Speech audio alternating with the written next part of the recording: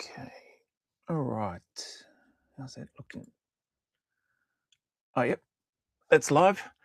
Kia ora. G'day. Welcome back. Jumping into, sorry, first, thanks for the comments and those that have reached out. People have asked, uh, have I got a schedule of when I'm doing these lives so people can try and join? I don't have a schedule. I just typically will do this, or the last few days have been doing a live after I finish training. So, anyway, there's a bunch of questions and stuff on here, or after I finish the morning training session, anyway. Haven't yet looked to do another live after an afternoon session, but um, maybe we'll see how we go. Here is just a follow up on the questions that I got in regards to reintegration. So, from a currently serving corrections officer, I don't know which prison this person is working at, but they've been working in that space for the last roughly 7 years, have said, and they're looking at going into potential reintegration, but more so from a youth perspective. So, hoping to try to, and I'm summarizing here, but hoping to try to break the cycle earlier, um, before they become adults, and it potentially becomes harder to break the habits that they, or the bad habits that they may have developed during that time. So anyway, he asked a question. Well, he asked questions, asking if I could share. And sorry, I make the assumption that it's a he. The name could be um, both male or female, I think. And so, yeah. Anyway, I've said it's a he, and if I'm wrong, that person will reach back out to me and let me know anyway. So they've asked if I could share some of my thoughts or experience having worked in that reintegration space, because it's something that they're interested in. Uh, they didn't just ask a couple of questions, they listed out and asked 11 questions. So I answered the first one on the, not the first live, but on one of the lives, whenever that was. And it was, how do you build a culture of trust, discipline, and respect in an environment where you have people from different gangs living in the same place, same space, but without the restrictions of a prison? So I went through that one. Second question that they've got here is, what is the very first boundary you establish when taking over a potentially chaotic or high risk environment like a reintegration service? All of these questions I thought were pretty cool, to be fair, in terms of just, obviously, it seems to me like there's a bit of thought that's gone into them. And here's a person that definitely has some, or they have, as they've mentioned, 7 years, but they've got quite a lot of experience working in the corrections system. Anyway, first boundary, I establish, or you establish, when taking over a potentially chaotic or high risk environment like a reintegration service. I don't know if there were any boundaries that were set when first stepping into the role as a service manager for Te Whare Whakaruru Haoro Manukau, which I was, as I shared in the other reaction and answering the first question, super grateful to have that opportunity and work there. Really good place, some like good staff, good men that we ended up assessing having come into there, and there'll be more, and likely is more good men there now that are trying to make some changes. From a boundaries perspective, in the first part, um, I think it was probably, for me, stepping in there as the new face, was me trying to be mindful of boundaries and stuff that may have already been set. So coming in and um, trying to get a feel and an understanding for the place and for the individuals, uh, treating them, as I'd like to be treated if I was going somewhere, but looking to treat them with respect, and communicating to and with them in a positive way, and taking a genuine interest in what it is that they're looking to do, not prying into, you know, previous offences and things that they've done in an effort to try to get to know them. Yeah, that's important, but I think, well, I felt like that stuff would happen potentially organically and later on as trust and relationship builds. So, first boundary is, yeah, trying to not be too nosy and trying to be mindful of what their boundaries are first before, so that I don't potentially overstep the mark, in terms of coming from a good place and wanting to try to help, but potentially not being as situationally aware as what I could have been or should have been. So that's probably the first part. What are their boundaries, rather than setting what my boundaries are and what my expectations are right off the bat. Um, and you've got here when taking over a potentially chaotic or high risk environment. Yeah. So all of those things is because of that, the potential chaos that could ensue if something negative were to happen, or if something was um, misinterpreted in terms of being, I don't know, maybe too aggressive, or um, just not being thoughtful enough or considerate enough with my communication and questions to them. So bearing in mind, these men have been in behind the wire for many years. Some of them were serving life sentences and will always be on, they could always be recalled, even if they get released, those that are on life sentences. Doesn't necessarily mean that they'll always be on a Rolex or have the electronic monitoring attached to their ankle, but they definitely will have that for a period of time, until such time as parole board feels like they've shown enough or have been making progress and steps towards having those things removed. So there is a lot of working parts to that space, as the person who sent me through these awesome questions would know, being on the inside or being behind the wire, and all the potential chaos and high risk stuff that happens there for other inmates, for corrections officers who are just trying to do their job, and what they you know have to put up with at times, being attacked, being verbally attacked and abused, being physically attacked and abused, and tragically and sadly, in some cases, corrections officers having lost their lives, or having been very close to some, suffering some pretty significant PTSD, and some not being able to go back to doing the work that they wanted to do. So there's quite a lot to consider. I think anyway. I felt before going in, so which is basically what you've asked in there. Hang on, hold up. There's a question. TX 200 MK5 shooter. I am just out, am just off to bed, or off to bed, lad, here in Blighty. I tell you this, am glad no one's teaspoon and TSP and Mr. T, stay on. Have a good evening, mate. And then book question mark. I got the just off to bed. Not too sure about the middle bit. And yeah, you have a good evening too, bro. Have a good rest. Have a good sleep. Book question mark. Yeah, never say never. Who knows? But it's not high on the list of priorities. Put it that way. Where are we? So yeah, that's that second question. I think or that's the second question that you've asked. That's my answer to it. In terms of, yeah, just trying to be mindful of where I'm at this stage. The first question, I went into quite a lot of detail around, that culture aspect, and trust and discipline and respect and all of that stuff.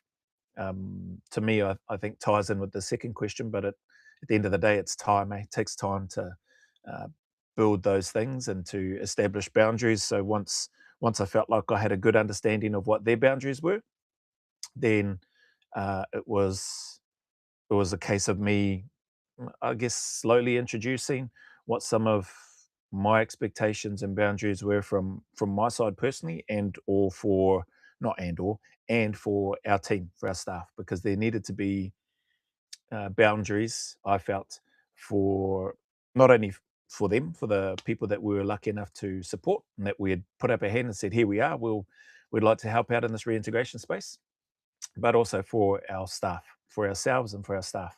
So I think I touched on in the first video, there'd be, there's conversations and there's things that happen in staff meetings whereby you're discussing the people that you're there to support for the vast majority of it, um, and looking to identify how and where and what we can do to help those individuals.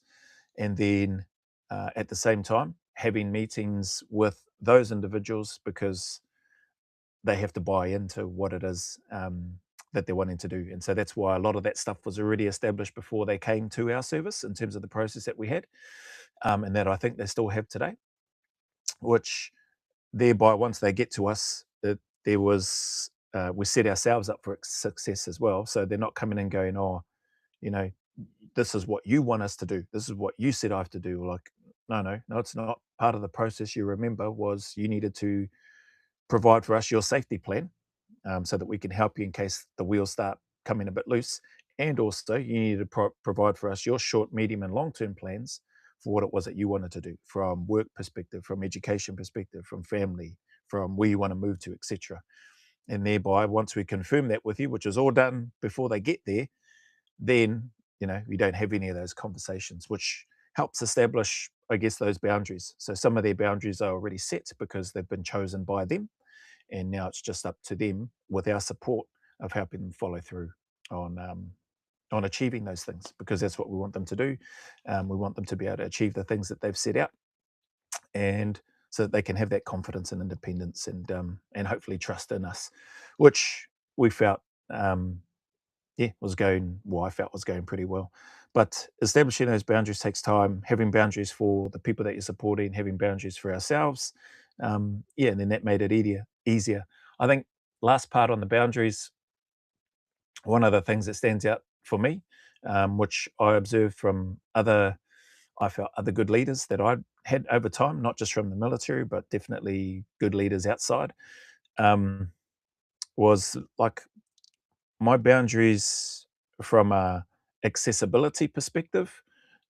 There weren't really many. My door was always open unless it was closed, like unless there was a private meeting that needed to take place with either an individual that we were supporting, one of the people at the service, or whether it was with a staff member. Otherwise, the door was always open. I was always pretty easy, I think, to get a hold of. And my part of making myself available was then, the person or the persons that needed to get in touch with me, they just needed to do their part. They just needed to walk into the door and have a conversation, and then crack on from there, whether they're staff or whether they were somebody that we were supporting at the whare at that time, or at the service. So yeah, I think when you have the privilege and the opportunity to be trying to lead a service, and support individuals with that. And by individuals, I mean the people in this context from the prisons that were coming to us, but equally important, your staff, because their physical and mental health and well-being and emotional well-being, etc., are just as important. Then you don't necessarily, it's just my thoughts, you don't necessarily have the luxury of staying enclosed in a little office with the door closed all the time and stuck behind a computer. Even though I did share in the first question response that there's a heck of a lot of reading and information that I needed to digest as the applications were coming through, or referrals were coming through for a place at the whare. Yeah, you just don't have that. I don't think you have that opportunity. Yeah, I mean, you could do it, but I think you lose some connection with those in your team that you're there to work with and support, not necessarily dictate to, but to support. Yes, delegate, give direction, give counsel, take feedback as well, look to make changes and improvements, especially when there's feedback and information coming from your team members that have got some other really cool experience as well. But also be prepared to have rationale as to why you're making the decisions and why you may not support a team member's decision or a person's decision who you're supporting, and make sure that they're valid, and that you can, and that you're prepared to stand by them. So, yeah, that's what I'd share about that one. That's the second question that this person has asked, and I'll look to try to go into another question before um, running out of time. Where are we? Hang on. Stuart McAdam, were you ever a part of the directing staff on SSR selections for a short period of time? Yeah, and only for one of the selections in Australia.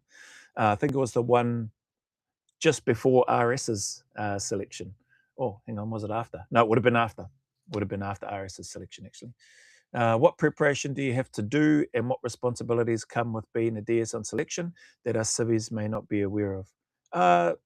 Not really too much preparation, like you'll pack a pack and all your normal field gear and all that sort of stuff. Probably packed pretty similar to what candidates will have on selection. Have a base kit bag, have your pack with all your gear. Typically, what you're not taking with you is a weapon.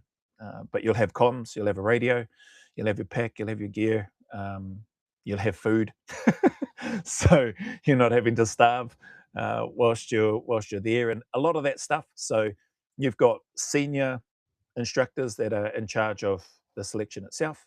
Um, they're they've got a heck of a lot more work to do, and then you've got people like myself and other directing staff whose job is it to monitor, take your notes. Obviously, you'll have a notebook and pen, come back, report back in the evenings and whatever. Sometimes you're just sitting on a checkpoint and waiting for candidates to come through. They come and report.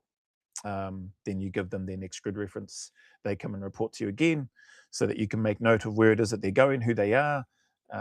They do their comms check and then they head off. So, yeah, pretty basic stuff from a DS perspective. Some of the other directing staff, in terms of roles and things that are happening, it is quite manpower intensive. So, especially during that last phase of Lucky Dip, when candidates are getting very little sleep. So, you're going to have day shift and night shift. Um, for the staff, from the staff perspective, not for the candidates. They're just going to suck it and carry on.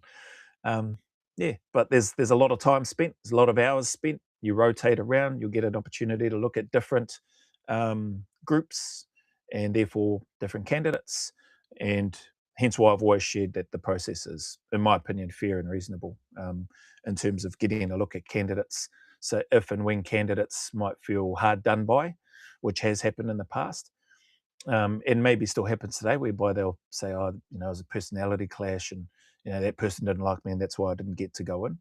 That's there might be some truth to that, but by and large, my take and observation and experience is that's really not the case. There's too many other directing staff and other people around and rotating through different groups to get eyes on and then come back and then give in reports. There's opportunities to do buddy ratings where the candidates themselves are buddy rating people in their own team. So all of those things paint a picture. People's individual panel meetings and interviews with psychs and with other badged members, um, their interactions and observations when they're under stress and sleep deprived and hungry, etc. All of those things paint a picture in terms of who that person is. Is it 100% perfect? Does it always get it right? No, it doesn't. As I've mentioned other times too, like there's people that you probably wouldn't expect to get through that get through, and there's people that you may not like that get through, and the shoe is fits equally the same on the other foot. There's probably some people that thought the same about me as well. How'd that guy get through? Or I don't like that guy, but bloody hell, he got through. Whatever. So I know I felt like that about some people, which I've spoken about before. I just haven't named those people, and I wouldn't name them either. I don't think there's any need to name those guys. They've made it there at the end of the day. I think some of them might still be serving, or maybe they're out now. Neither here nor there. At the end of the day, we worked together when it came down to doing the work. Like I had no issues. Like let's go get this work and do this work and do it to the best of our ability and have each other's backs. And that's what I felt happened anyway. Also, if you're after a good read, NZSAS, The First 50 Years by Ron Crosby is an incredible read. Okay. Yeah, I think I've shared before, I'm not like a big reader, but yeah, I'll read from time to time, but yeah, I'm not a bookworm like a number of other people, and to be fair, like a number of people that I know and knew anyway in the unit. Yeah, I was quite surprised actually. I was like, all right, these guys do a lot of reading. Where are we? Next question on this reintegration stuff. Thanks for that, Stuart, and for stopping by.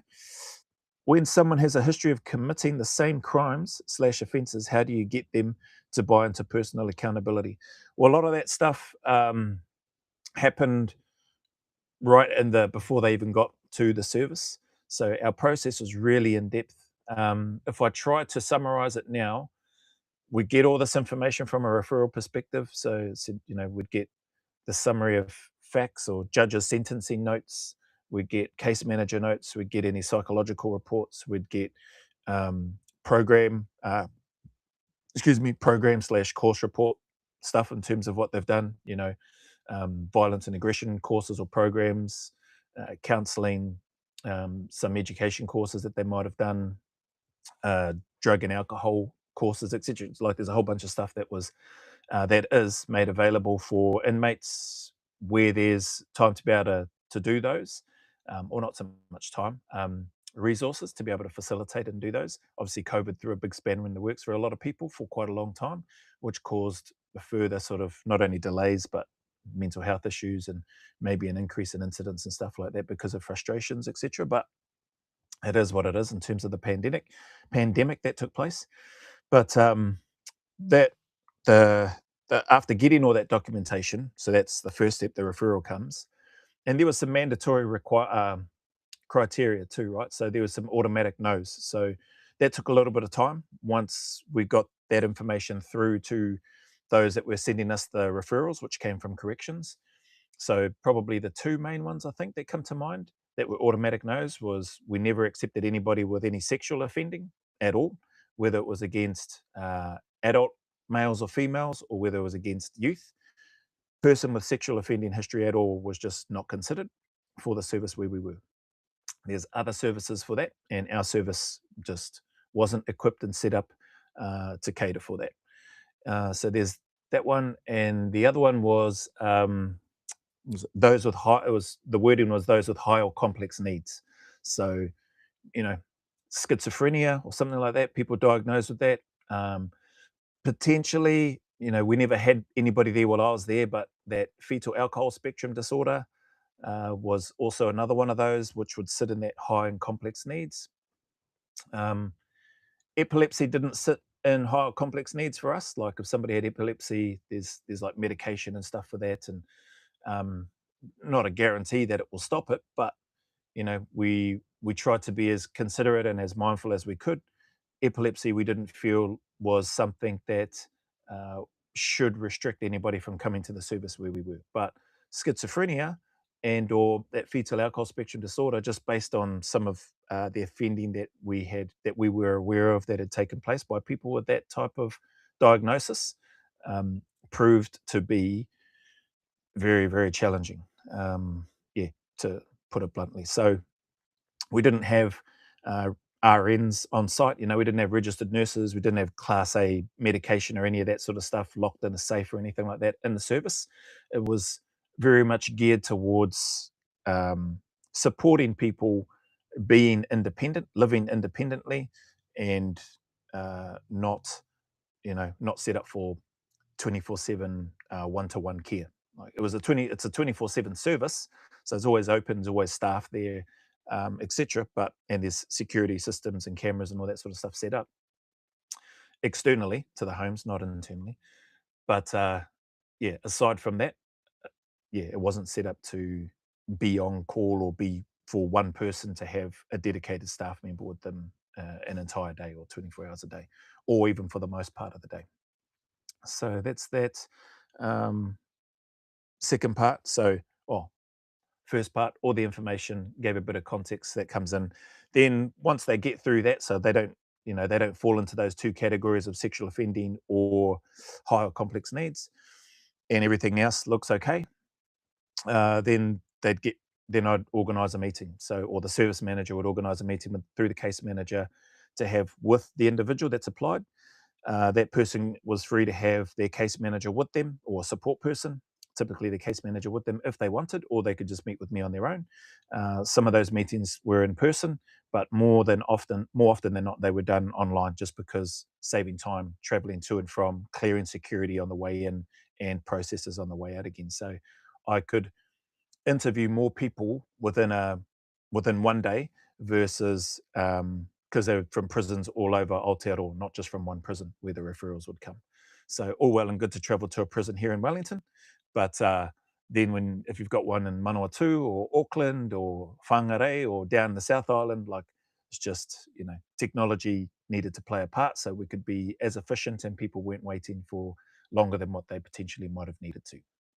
So have the meeting with them in person or online, typically online, and do that assessment. That initial meeting might take, like I said, an hour to 2 hours, sometimes longer, um, because some people's criminal history, you know, can be 20 plus pages long.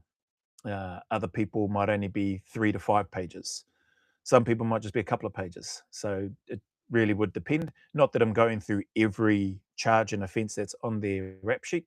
What we do is get that stuff, look for common threads, which I think is your crimes committing the same crimes and offences. So if there's a common theme of male assaults female, or drug use, or gang related armed robbery, or you know massive significant violence and aggression stuff that's happened, then you're looking for patterns in that, because that's going to direct, at least for me, a lot of my questions, and trying to get an understanding of some of those things and what may have been going on. Also getting to try to know them as much as they're willing to open up and share. So that first meeting is pretty in depth. If they get through that, so that's the first two steps: referral, interview, initial interview. If they get through that, then I refer them on to a navigator, um, or kaiarataki was the term. So the navigator, then they would be assigned. So that's like a dedicated case manager, but from the reintegration space, outside, external, outside the wire, basically. And that navigator's job is then to add the person to their list, get them loaded onto the system, a lot of admin stuff on the system, make contact with the case manager, look to start their meetings, and build the file on the individual from not a clean slate, but from the perspective of getting to know them better now, getting an understanding of what's changed, getting an understanding of what their short, medium, long term goals are, getting an understanding of why they want to come to the whare, getting an understanding of are they prepared and willing to commit to the standards, expectations, rules, tikanga, and kawa that we have at the whare. And whilst they're being assessed by us, they're also assessing us in terms of whether or not. So they were assessing me in that initial interview. They might think, oh, this guy's a wanker. I don't want to come to that service anyway if he's the service manager there. And or by the time they meet, so if they don't think that and they progress and they meet with the navigator, then they may not like, not necessarily the navigator, but they may not like the expectations which have been reinforced in more detail, because I would have gone through those in the initial meeting, but now they've been reinforced in more detail by the navigator, and making it really clear for them so that they know what it is that they're signing up to should they make it to the whare. So all of that stuff. So that third step, once they're referred to the navigator then conducts 6 separate meetings with them. And those meetings would focus on different things. First one, as an example, might be just getting to know the person, their situation, their family. Do they have a partner? Do they have children? Are they married? Or de facto, whatever. What are their relationships like with their whānau?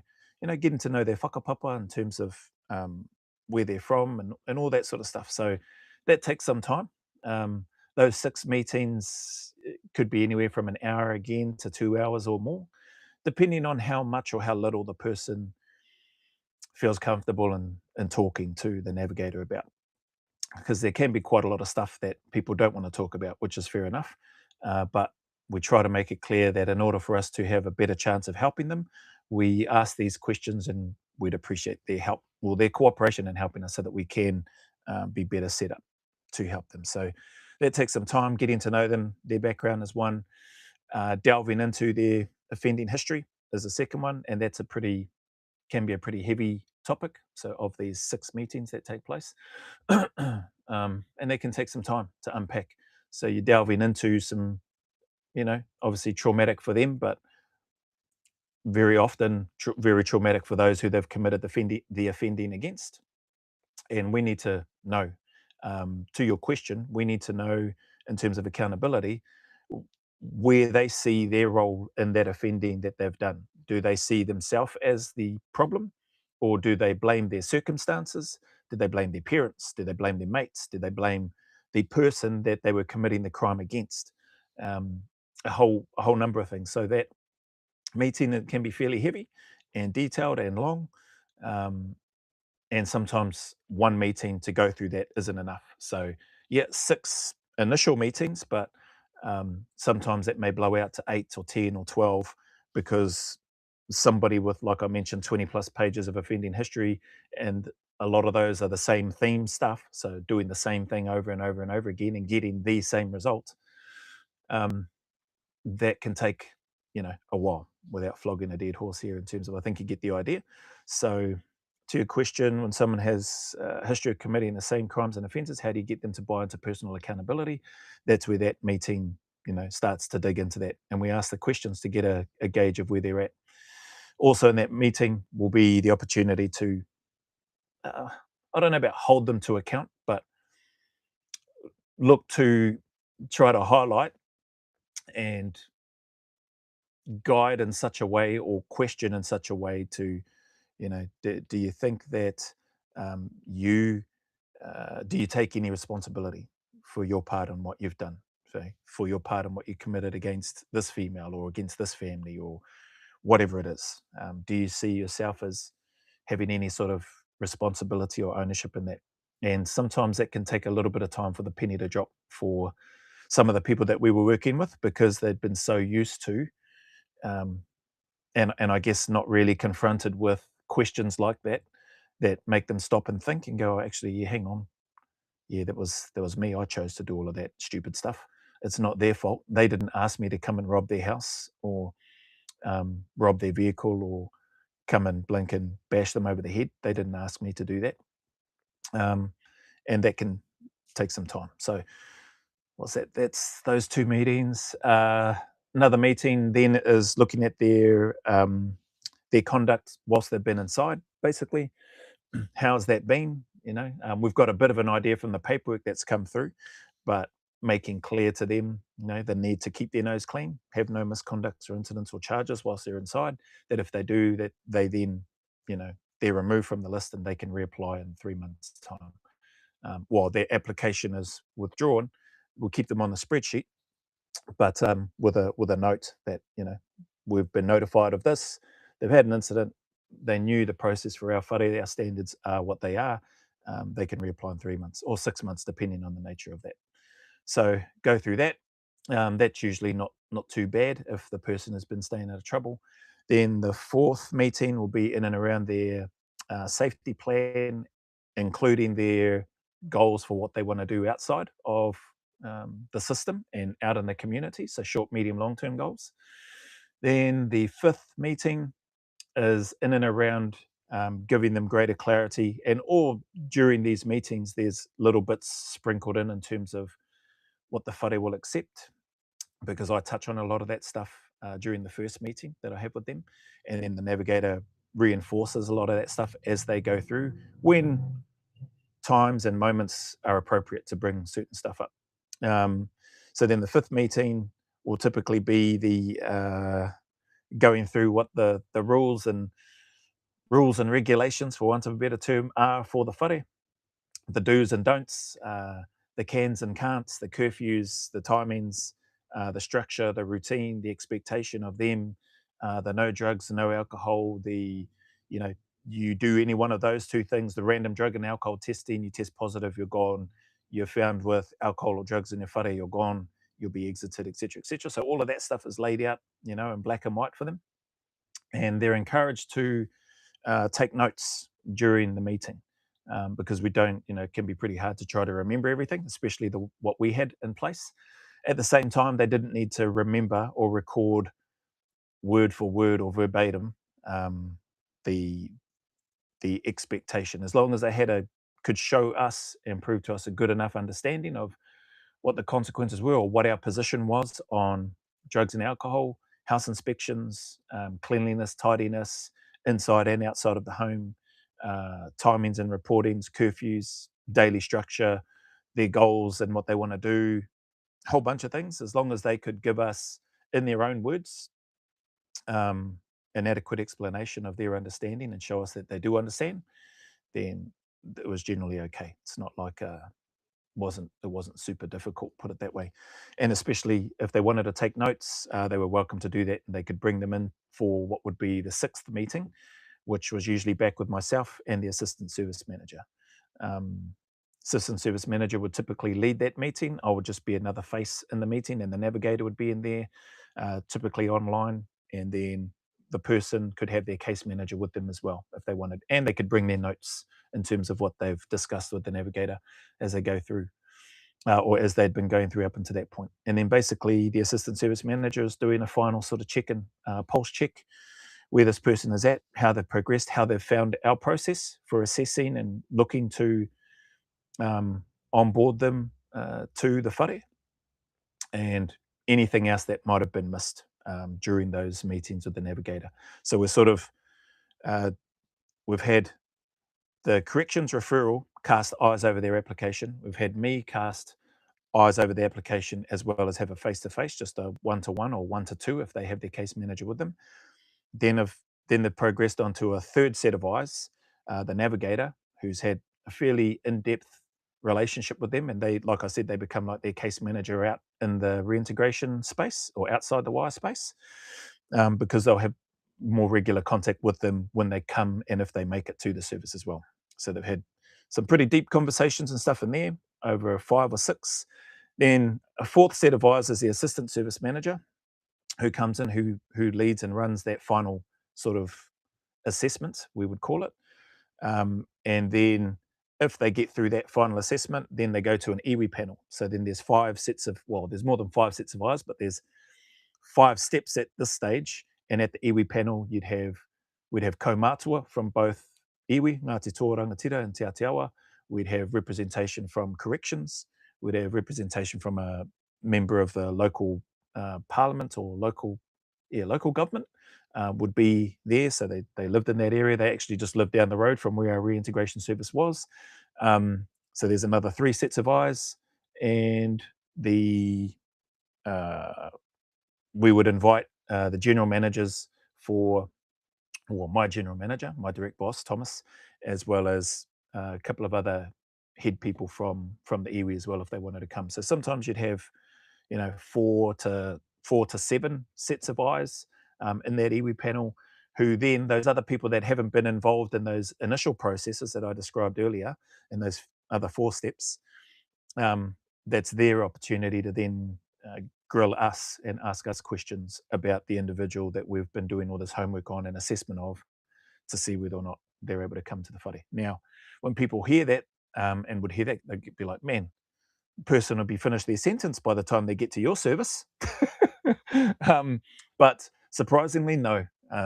We could, on a good day, and depending on access and where the prisons were really good, the general managers, or I'm not sure what they were called before general managers, but the prison directors, I think may have been the term.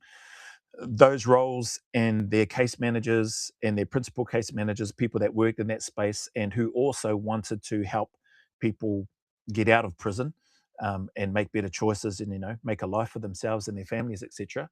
They were really supportive. So our service, we were really fortunate in that we got access to the people whenever we needed. Sometimes we could have, instead of just an hour, sometimes a navigator might be able to get through a truckload of work, might be able to get through 3 hours or 3 meetings worth of work in that one session, which may take longer, may take 2 or 3 hours, but it's still 2 or 3 hours in the same day, if that makes sense. So some of our onboarding, we're able to get some people to an iwi panel, as an example, within a couple of weeks. So not too bad. But there's again, there's a lot of hours. It's a lot of work. It wasn't just a case of just skimming through, thumbing through. Oh yeah, that looks all right. Yeah, let's process this person. Otherwise, we would have just been like, other services that we had heard of, that we knew about, and we heard that from the people that we were assessing, that had been to those other services, who genuinely by that stage were looking for a proper change, and they were like, oh heck, I never had to do any of this at the other places that I went to. There's something different about here. Yeah, I want to come here. And so they wrote it out. And yeah, and that's where we felt we would get better results. It might mean that we might seem a bit harder to get into in comparison to other services, but we felt that it would pay dividends. Well, I felt it would pay dividends anyway, which it did. We became recognised by the parole board here in NZ. We had parole board members come and visit the service. People at the parole board, once they got an understanding, they'd met us in person, they'd been out and seen the service, they had an understanding of how rigorous our process was.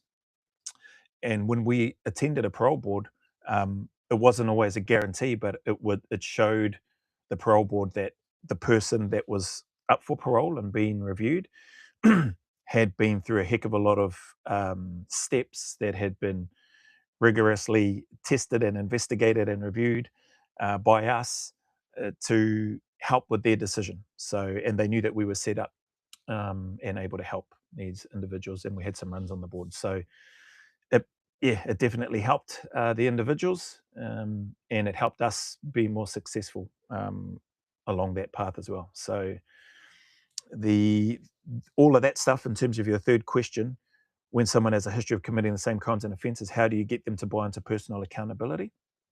It's it's embedded in that process that I just have been rambling on about. Um, to identify those things, to pose questions, or like to hear what their thoughts are first, and then to challenge some of that thinking and pose questions to them in a way that helps them identify that, oh, actually, yeah, that's right. Sometimes we would just, the navigators would just be more direct to those, especially as they start to build a relationship with um, some of those people and be able to just tell them straight. And there's a good space to be in, because there's like a bit of a slap on the cheek for the guys at times. Oh crap, yeah, you're right. And then that didn't necessarily convince us or mean that, yeah, okay, this person gets it. We would start to see that over time in the other meetings. And then that final assessment where there's the assistant manager, case manager, them, navigator, myself sitting in there, we'd have an opportunity to, and then the parole board, they definitely dig right into it even more. So there's other hurdles and steps that happen. So our part, even though it might sound long-winded, um, we were we were pretty good at getting through that stuff in a, dare I say, in a reasonable amount of time, which was much faster than what corrections thought we were going to be able to do, much faster than what the iwi thought we would be able to do, and definitely faster than what the individual who we were assessing thought that we would be able to do. Um, so yeah, it worked out well. Um, Not always. I think one of your questions was around. Oh yeah, that's the next question. Sort of like gaming the system. How are we going? Yeah, I got time. I'll probably do that one as well. Oh crap! Sorry. Um, Had a big LOL the other day watching a Jamie Pinnell interview, and someone said, if you look at him, he'd strike you as a Harvey Norman employee on his lunch break, not one of our bravest soldiers. Would you consider having a chat with former NZSA CEO Jim Blackwell on the channel? I've met Jim briefly once and was amazed how friendly and chatty he was compared his gruff persona on TV docos. I would gladly speak with Jim. I'm pretty sure I reached out to a friend of mine. We were on selection cycle together, who was doing some work with Jim, and yeah, and he said nah. Jim said nah. Wasn't that's when I was doing the Epic Alt Outdoor podcast. So I don't think Jim's into doing any of that, and fair enough. So, yeah, he might be good in that one-to-one or in a small group setting, face to face, and he'd probably speak well enough with me as well, like if we weren't on a camera. But I don't think he's interested in doing an interview for a YouTube video or piece like that. What was it? I was surprised actually. I caught up. Jim was at one of the he was with Razor Robertson before Razor was the All Blacks coach. This was a few years ago now, up in Auckland when we were still up in Auckland. The guys, they have a sort of regular get together, and Jim Blackwell was one of those guys, as well as JK, another officer, former CO, and some other guys. Jamie was there as well, and some other lads. And they invited me, not Jim and them, but the guys that I knew, invited me along. So I went along. It was cool. And then yeah, I didn't expect it at all. Jim come up and yeah, shook my hand and said g'day, and that was about it. Like we didn't have a long sort of in depth conversation at that time, but I was surprised that he even came up, because I think he was pretty pissed off with me in terms of what happened um, back in '99 during my cycle when I got into that incident. So even though he wasn't the CO then, he was probably a troop commander or squadron commander by that stage. Um, and yeah, probably wasn't too happy. So that was my first time I'd actually spoken to Jim, and it wasn't much. It was a handshake, it was a look in the eye, and say good day, and that was about it. And then Razor, who he's friends with, come around and shook our hands and said hello, and then everybody just carried on having their own conversations. So I could imagine he's probably friendly and chatty. I think all the guys are, to be fair. But to your question, I don't think he's interested in having a chat with me or doing. Maybe I shouldn't say not doing a podcast. Maybe he'll do a podcast at some other time with somebody else. But yeah, it's that's as much as I know about that, bro. Where's this other question? Back to the reintegration. So I've actually gotten through 3 questions now, which is great. I'll look at this fourth one, or I'll do this fourth one. Um, so, how do you distinguish between someone who genuinely wants help and someone who is just playing the system? So, yeah, that's your fourth question. Where I was about to say, I think it ties in to people trying to game the system. That whole process. How do you distinguish everything that I just described in step 3 there, or step 3 in your third question? Is how we work to distinguish, excuse me, between those who are genuine and those who are just trying to take the piss, you know. So there are those that look to try to do that. Um, and that process that we had, we, you know, it worked pretty well that we were able to identify a lot of that, usually within their first meeting with me. So got the referral, paperwork referral looks fine, looks good enough to go to an interview with me, which usually was the case. I would usually, unless they were a sexual offender or had higher complex needs, or unless their completion of the application was just garbage, like they didn't take any time and effort. They're writing short yes no answers to questions that are open ended, whereby it needs more and it specifically asks them to describe more. If people were like that, then I'd just contact the case manager and say, hey, old mate here needs to fill out this application form properly if he wants to have an opportunity to be considered for here. And then I just move that off to another pile. So a lot of that, well, that process that I just described really helped weed out a lot of that stuff. Sometimes people that might have gone through those other bits and filled out an application and it looks, you know, we're not expecting blinking, what do they call them? Uh, an essay or anything like that. I'm not expecting a blinking an articulatory masterpiece by any sense of the word or any sense of the imagination. Like that's not what we're after, but we are after, you know, some proper responses to these questions that we've got that are more than just yeah, nah. So when that would happen, they've got that, they come to the meeting, then that's an opportunity to get a bit of a sense check. Have they got quite strong barriers up? Are they too cool for school when they come to the meeting? You know, are they trying to be extra staunch because they think, you know, well, because it's probably a survival mechanism, which I understand that they may have and switch on when they're in prison, when they're behind the wire. But um, we're not a prison. Like I said in the first question, like doors are open, like they've got the key to come and go to their home as they please. Yeah, there's curfew timings, but again, nobody's doing a roll call at night to check to make sure. We try to allow some of that integrity and trust to be developed and runs on the board. And we do observe and we do notice if they don't come back in time, and or when they do, and when they're trying to abide by what the rules are for the service. So all of those sorts of things are pretty much filtered out early for the most part before they ever get to an iwi panel, before they ever get to the final assessment in that sixth meeting, before they step foot into the whare. So yeah, that's what we found helped, and that's, you know, another reason why the process was so um, rigorous, yeah, robust. I just I felt like, as I mentioned in response to the first question, once it got in there, that felt like there were some significant spaces where we could make or where we could shore up some of the potential weak points of our process to having people come in.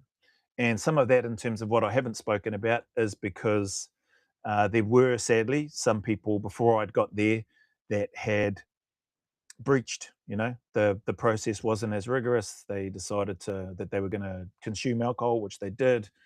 Some of them went on a bit of a drunken rampage spree and been drunk and running up and down the streets and just yelling out all sorts of stuff in the middle of the night. And uh, altercations were happening. People were absconding from the service, so they they weren't there and where they were supposed to be, or they weren't coming back.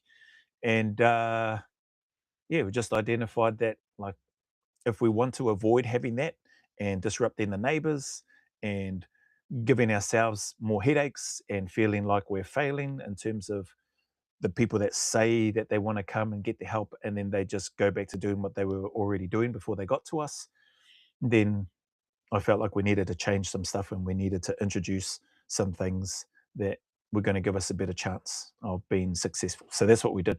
Um, I needed to convince our staff that this was the way to go, and I needed to convince them to trust me that I'm not an expert in reintegration. Working with people that have been in and out of prisons. I've only been doing the job with corrections at that stage for about a year, and that was more of a head office role, and that was more supporting as a health and safety um, senior advisor, supporting the infrastructure project, supporting the digital part of the organization, and supporting people and culture.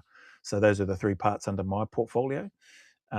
But a large part was the stuff that would be happening in the prisons, the builds, the yard extensions or refurbishments, the removal of ligature, anti-ligature projects and stuff like that, refurbishments of prisons. So some pretty hearty projects that corrections are working on because our prisons are pretty old here in New Zealand.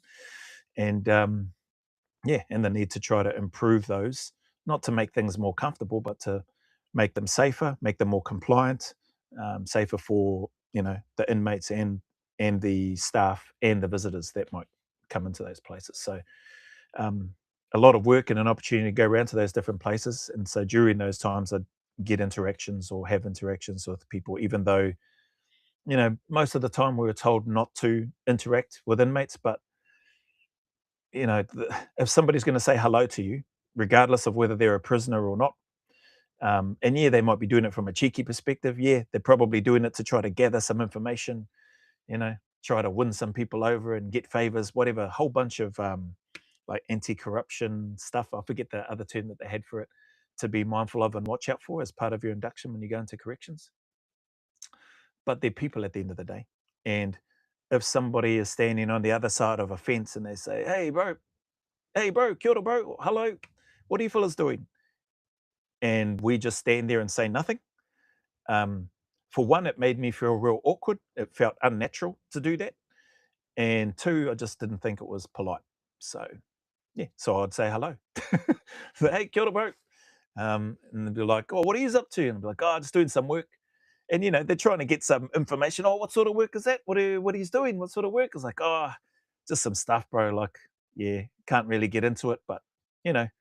And then they'd be like, oh, come on, bro, you can tell me. So they're really trying to engage and get whatever, whatever small wins they can. For them, me responding or somebody talking, saying hello and acknowledging them back is probably a win. If they can get even more information in terms of what it is that you're doing, there'd be an extra win. But you sort of are a bit wiser in terms of what some of the stuff is that they're trying to do. So a hello and here to do some work or just having a look was more than enough. And that would more often than not de-escalate the situation, um, as opposed to not saying anything.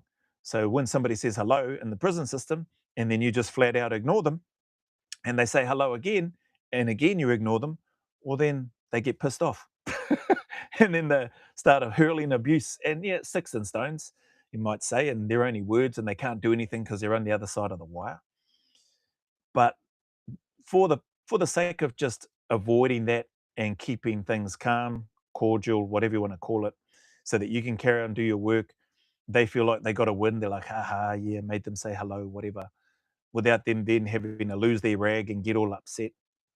Um, I felt like it was worth it. Plus, it's just a basic uh, human thing to do. I think somebody says hello, say hello back.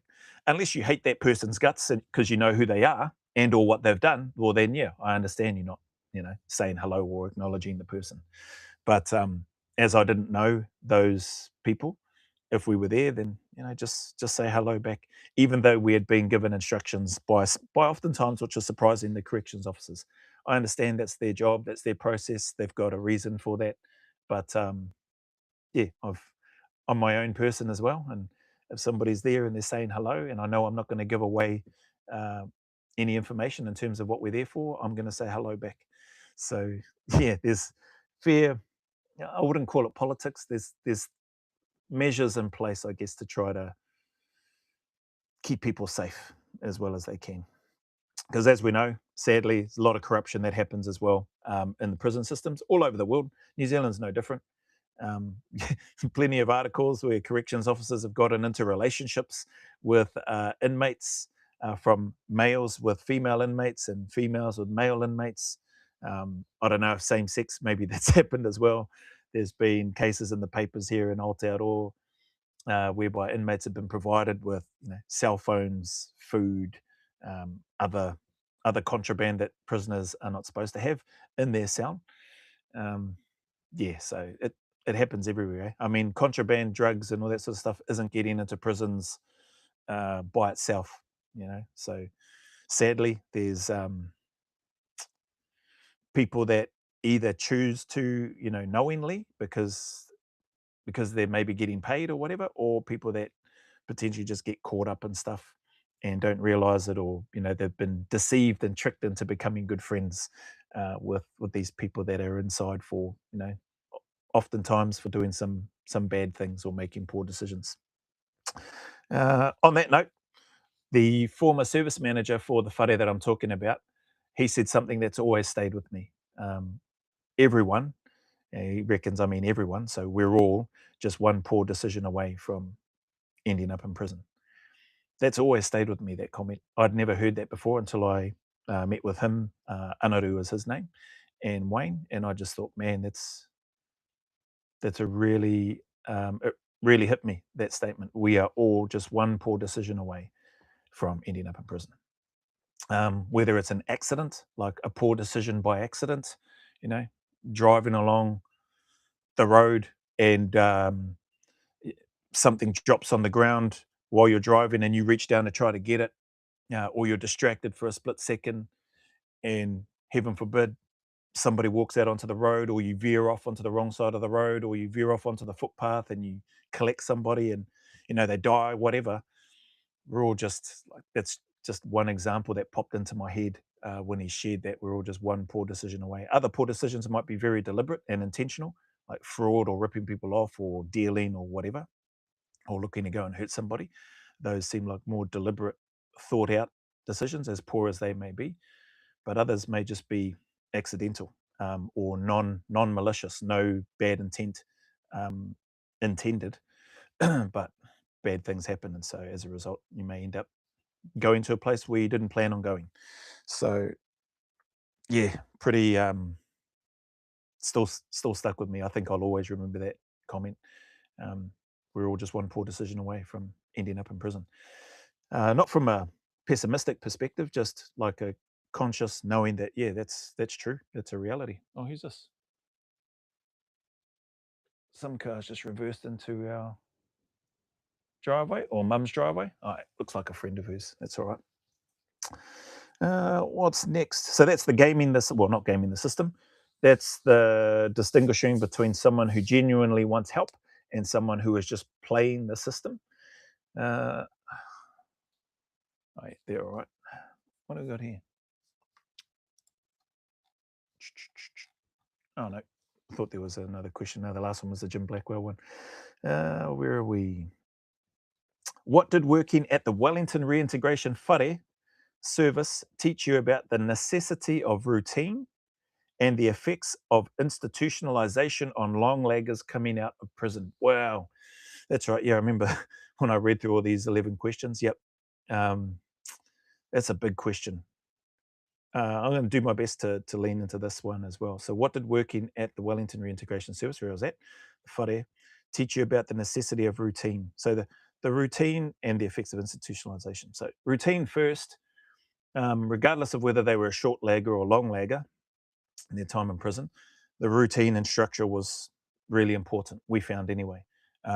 When people that have been inside have got idle hands and they haven't really got much to do, they can become bored, and that boredom can cause minds to wander, and can cause some of those, you know, silly thoughts to turn into potential action, or silly thoughts to turn into planning to turn into action, which can then result in a poor outcome and potentially a recall. So, uh, what did you have here? Importance of or the necessity of routine. So having the routine for those that were in our service was, part of the fabric of the service.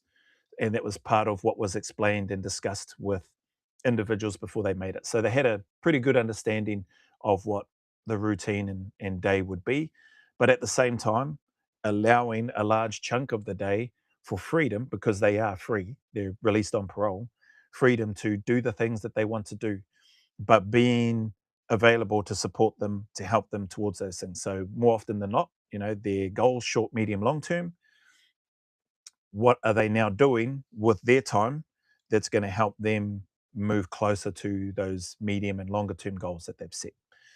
Also, acknowledging and understanding that everybody wants some free time, some time to just relax, watch movies, chill out, not be thinking too much about um, what they should or shouldn't be doing, etc. Just a chance to relax. So that is important as well, um, and making sure that there's opportunity for that to happen, but not trying to encourage and reminding them that they don't want to let that just become an ongoing repetitive cycle, because it may, as we identified in a lot of their safety plans, boredom was one of the biggest issues they outlined, they described in terms of what led to their offending in the first place. So yeah, like as you know, because you've been in the corrections system as a corrections officer for 7 years, you've got here, or roughly 7 years, you've likely seen that. If there isn't a good routine in the reintegration space, at least initially, to help them develop good habits, and their habit that will now become their routine outside of the wire, um, potentially it sets them up to start going down a rabbit hole whereby they feel bored and whereby they potentially go back to making poor decisions again. So yeah, really critical. That's what it taught me, in terms of we've got here. What did it teach me about the necessity of routine?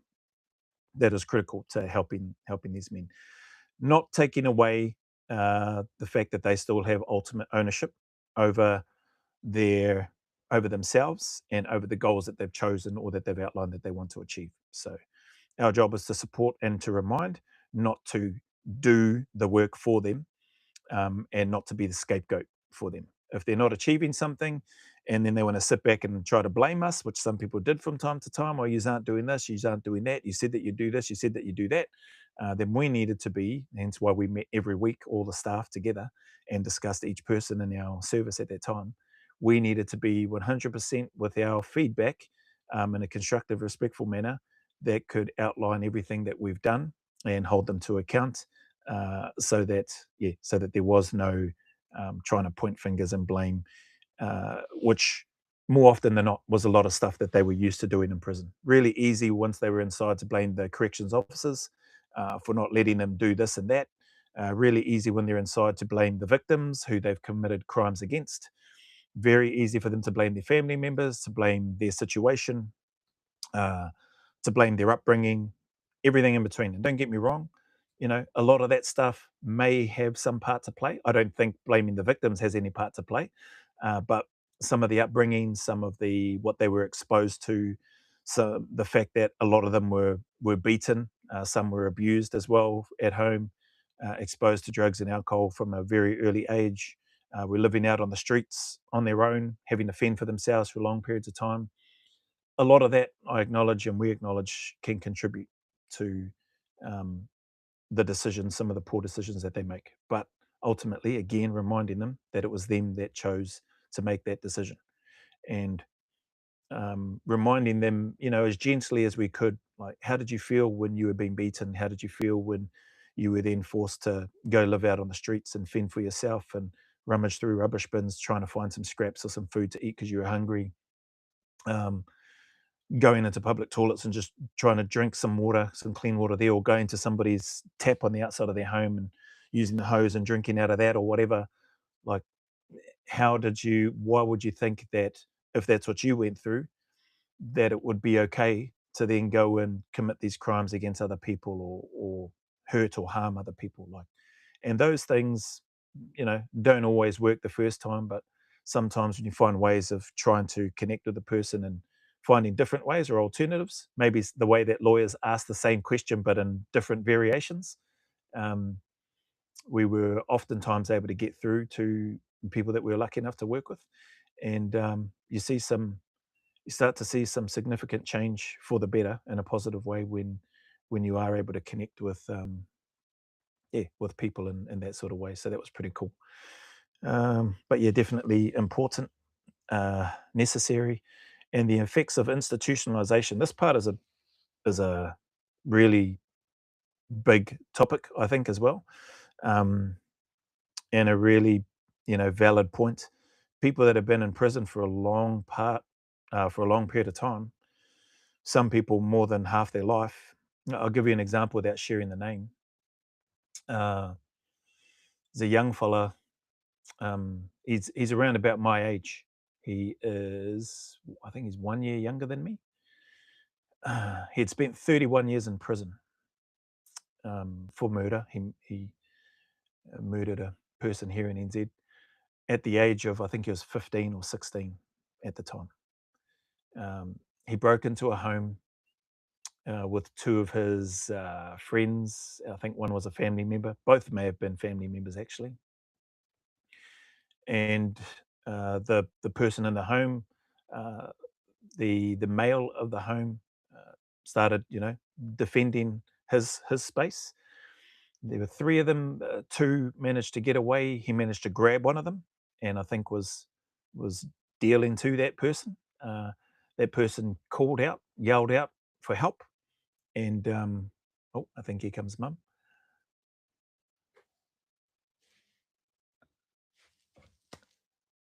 Yeah, you right, Mum? Okay, then enjoy, have fun. Is your door closed? Okay. Sometimes she heads off and doesn't close her door, so she said that her door's closed now, so that's good.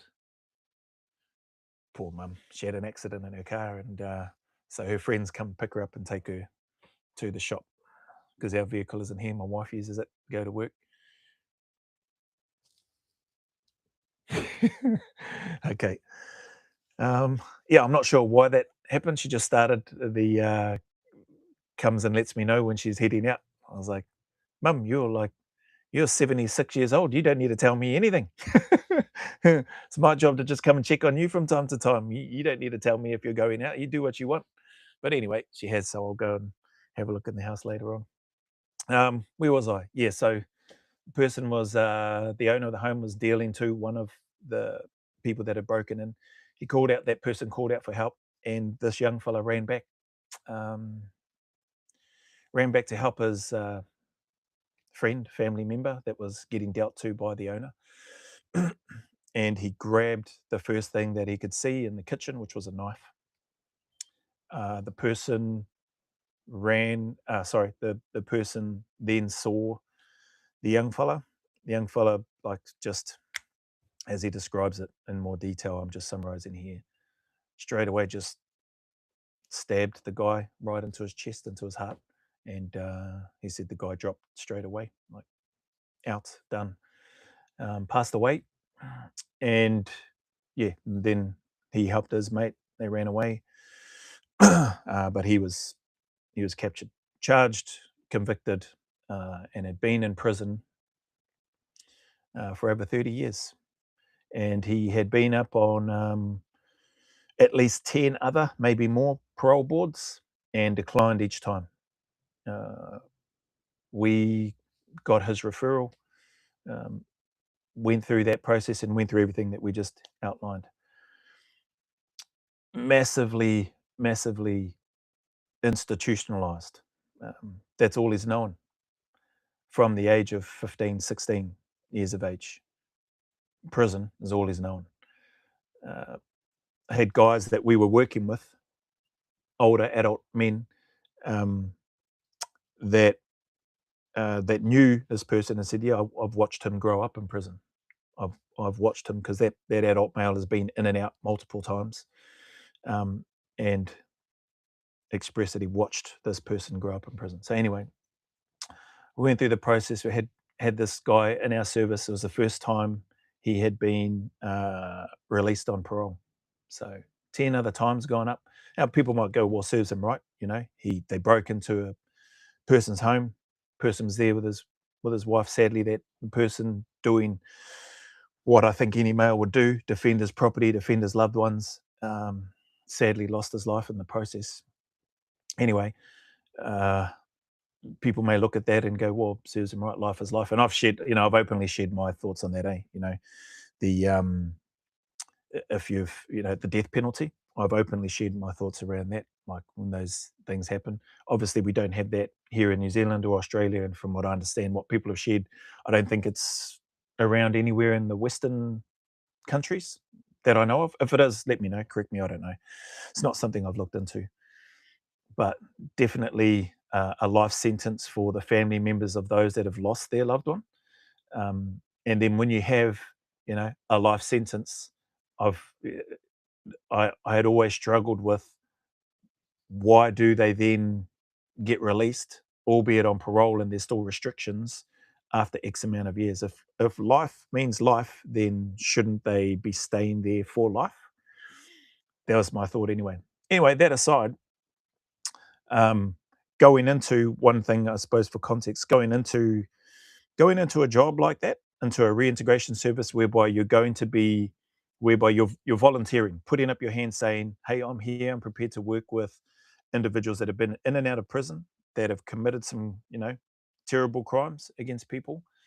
Uh, I acknowledged and knew that if I was going to put my hand up to go and do that job, or at least throw my hat in the ring to be considered to do that job, and just so happens that I was fortunate and selected to do that job, um, that I needed to go into that role acknowledging and understanding that I can't bring my personal thoughts on uh, death penalty and all that sort of stuff for certain crimes in terms of what people may have done.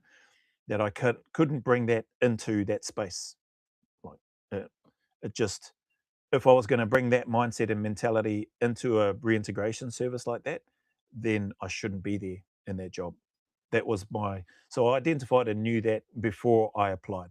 And it took some convincing for me to apply, like hence why I met with the guys, hence why I went out to the service, did some more reading up on it, got a bit more of an understanding of what it was that they were trying to do, got more of an understanding of the types of people that they had going into the service and what it was that they had done and the things that they were trying to do to help them on their journey. So I did some homework before I uh, put my application in. And anyway, so understanding that I needed to be able to separate my personal thoughts um, from the way that the system is and what they're trying to do, uh, not only to give myself the best chance, but more importantly, to give those that would be applying to a service like ours so that they would have the best chance to try to make those changes. So hopefully that makes sense. That's where my head went to. But that institutionalization for them, 31 years, like there's it's I drew comparisons to those that have been in the military or first responders for, more than a decade, 2 decades or more, and how that transition can be really difficult for people. I know soldiers that have spent a lot of time, some not even a heck of a lot of time, some less than 10 years, that have still found it really hard to navigate being out on Civvy Street. You combine that with people that have done 2 decades or more in those types of settings, and then liken that to those that have been behind the wire in prison. Like there's some heavy adjustment to try to get used to. Some might look at it and say not as much of adjusting for those that have been from first responders or military to a civilian setting because you're free to come and go and you're out in the world and you've seen the changes versus somebody that's been in prison. They don't really and haven't really interacted out in the world. They haven't really seen the changes. And so where was I going with this? The young fella that had been in prison for 31 years, like when he went in to prison, and some other guys that we've had that done 27 years, some of these guys went into prison in the 90s, and there wasn't such a thing as pay wave. There wasn't such a thing as self-serve checkouts. There wasn't these tap and go smart rider cards or whatever they're called these days to get on and off public transport. Um, just the just those small little things in and of themselves that we probably take for granted were massive, huge, daunting to people that have been in prison for so long. The confidence goes straight down. The fear and anxiety shoots right up when they're out in public places. For fear of looking clumsy, looking awkward, it's a whole new environment. Like they're not the king of the hill anymore, so to speak. Like they're the bottom of the heap. They are out in a world that they don't really recognize or understand, and they don't realize, standing in the line on the self serve, when you see your space is free and clear, then you need to go there. Then they don't realize you got to scan them yourselves, and then you tap them. They don't know that, oh, if you scan things too quickly, it might not register. You get an error. They don't understand that if you scan it and you don't put it on the sensor where the shopping's supposed to go, that it's not going to register and an error is going to come up, and they may hold up the queue, or the person may have to come over, or it's just all these little things that we might take for granted start to pop up for those from a prison context and perspective. But that institutionalization, the safety net of being in prison, the safety net of the routine, the safety net and familiarity of the people that they know and that they're used to in the prison, of where to go, what they can and can't do, all of that's gone um, when they come out. And so there is a massive overload and a feeling of overwhelm for individuals that have particularly done long sentences, life sentences, coming out into what we would call the real world and trying to adjust and trying to live. And when their day is um, causing that much anxiety just to go out and do some shopping, all with the intent of trying to develop confidence and independence, well, yeah, it became pretty clear that, some instances like that added more things for us to discuss with those that were in prison before they come out, to try to prepare them mentally for that, should everything go well. Not to get their hopes up, but to go, hey, these are some of the things that you really need to be mindful of. And because of that, this is what we've got in place, or these are the things that we thought would be helpful. So initially, we would have staff go with them to try to minimize that impact. People that are obviously familiar with the area, basically having a buddy right there next to them, allowing them as much as they're comfortable to take the lead and take charge and what they need to do. But sometimes it may just be the staff doing the work right next to them so that they can see everything, get a feel for everything, and just take everything in without actually having to do it in case they mess it up. Mess it up. They're not really messing it up, in case they feel like they're messing it up, in case they feel like they're making a mistake, in case they start to feel embarrassed that they maybe are holding people up. Just from a shopping, that's just one example, right? Just from a shopping perspective. But that's how overwhelming it was for some of these people that have been in for a long period of time. So that's some of the stuff. That's just a snapshot of some of, to your question, what it taught me about the necessity of routine and institutionalization on long leggers coming out of prison. There's heaps of examples, like the struggling to read and write, the numeracy and literacy, the use of technology, a smartphone, a computer, a laptop, signing up, doing, just getting their banking sorted, and then having online banking. Like the list goes on in terms of things that you and I probably take for granted, and just water off a duck's back. It's just normal everyday stuff. But that opened my eyes to a lot of stuff that we needed to be better prepared for and have things in place to support these individuals coming, or that we're applying to come to our service. So yeah, like that's a big question, bro. Institutionalization is a genuine thing. We've seen it, we've felt it.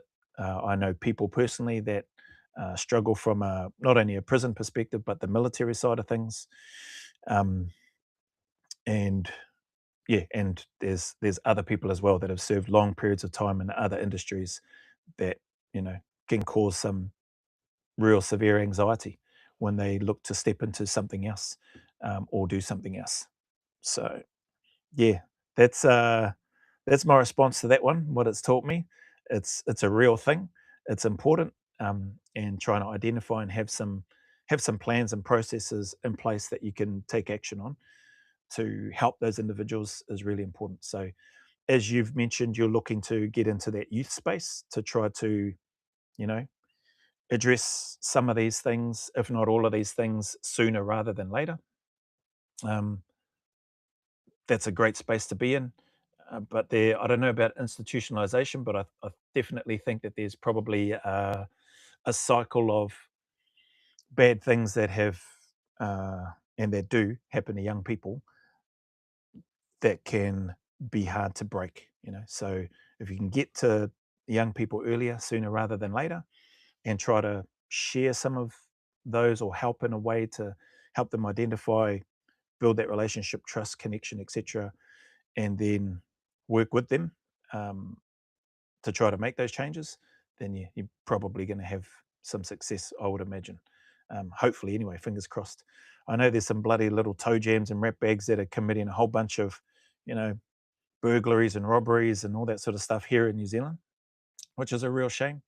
And there's also, I think the government's put in some programs or a program, I think the boot camp program or whatever it's called, to try to make some changes. I don't know how that's going. I like to think and I hope it's going well in that space, but I'm sure there's other places and organizations that are looking to try to provide safe spaces and education and accommodation and all that sort of thing to help these young people make better decisions and get ahead.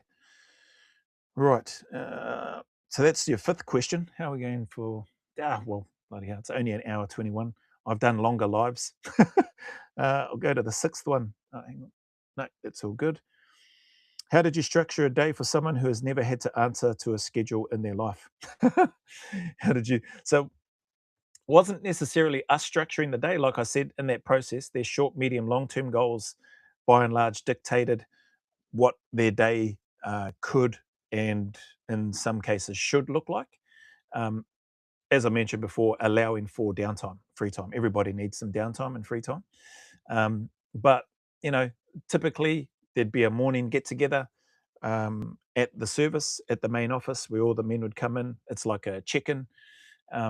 Start the day there with a check in. Everybody goes around, including the staff, not just the men. It's not all one way. So it's like trying to create more like a family environment. So it's not just us and them. So come check in. There's notice boards and stuff of who's on site and who's out and where they are, what they're doing. So some people it was getting their bank account sorted, doing wins. Some people was off doing courses, study. Other people was off to work. They got a job and doing some work. Some people was just doing some pottering around home, doing some of their chores and whatever that they might have needed to do. And then others it was having their own routine of getting some training done, doing some study, doing some more training, and then going to relax, depending on where it was and what they were doing in their schedule, because some of their stuff, some of their courses, some of their studies weren't an everyday thing. Some of them were 2 or 3 times a day. Other people would be looking at getting their licenses and or studying to, get their learners, then restricted, then full license, some going from restricted to full, etc. So there's a heck of a lot of stuff that people would have, and it would be different for each person. So it wasn't a one size fits all. Can't be a one size fits all when you're in that space because the people that are coming have got a whole bunch of different things, and they're all at different levels in terms of what they're used to. Like I just mentioned with the institutionalization, somebody that's been in prison 31 years, 27 years versus somebody that's been in 2, 3, 4 years. Um, and then the age gap, people that are older, those that are younger, the younger ones, like a bat out of hell, typically feel more comfortable, in the world that it is today and the technology and the use of it. Whereas some of the old ones and the ones that have been in longer that didn't have a lot of the stuff out in society when they went into prison, it's pretty overwhelming, and some time and adjustment is needed to help them navigate that space. So yeah, it's not so much how we structured; it's they've already provided us the structure before they get to our service based on their plans, and then we support that. A lot of support, predominantly the support is given by the navigators, um, and keeping them to account as well. But those individuals, including staff, can come to any of the leadership at the time, the assistant service manager or myself, at any time. And they could call us if they needed to on the work phone, have a chat, unload, or go to a cafe and get a hot chocolate or something and sit down and have a chat with them if things are starting to become overwhelming or if they need to vent some frustration or whatever. So yeah, that's hopefully that helps answer that. I think it's maybe similar to a degree in the youth spaces, depending on what it is that they're wanting to do. I'm just speaking from some of my experience in working with youth. A lot of that, though, by and large, more of the planning uh, typically needs to be done by the adult, but with the young person there present, and where possible, in conjunction with family members. So some of the youth that we were lucky enough to work and support with still had other family members that were part of their lives, but other members not so much because of um, what they were doing and what they didn't do for for their young ones.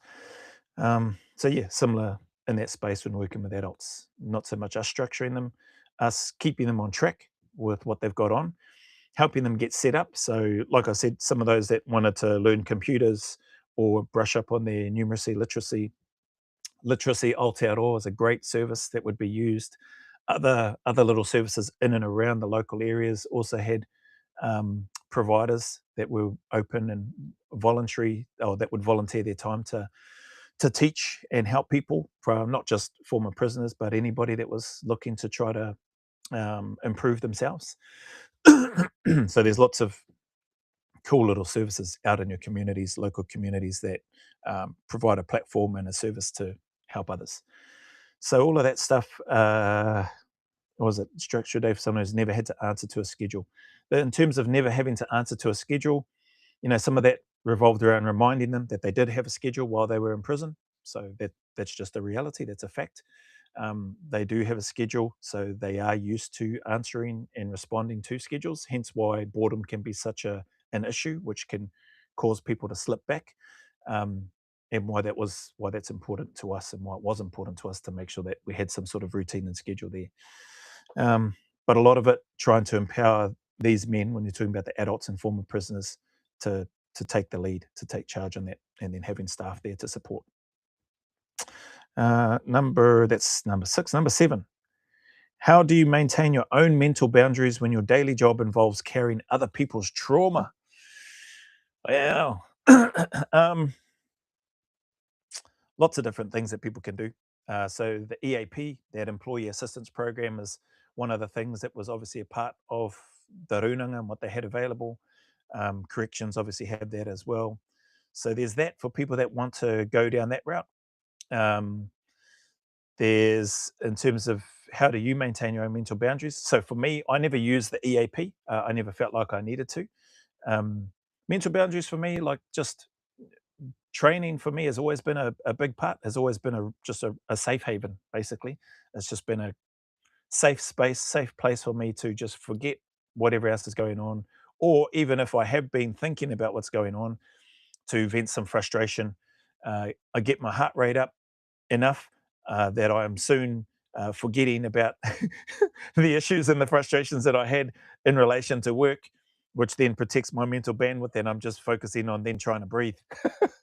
So that's why I think that's always been a positive help as well. Training, lifting, getting the heart rate up. Um, yeah, those things have definitely helped me. The other part that's helped in terms of mental boundaries when your daily job involves carrying other people's trauma, I think the other part of that is um, being able to disconnect from that's not my trauma. Like, yeah, it's their trauma. You're right to a degree, um, but I have a choice as to whether or not I carry their trauma or not. So if they disclose and share some stuff and challenges and hardships that they're going through, and if I choose to then carry that and allow that to weigh me down, then that could potentially be an issue.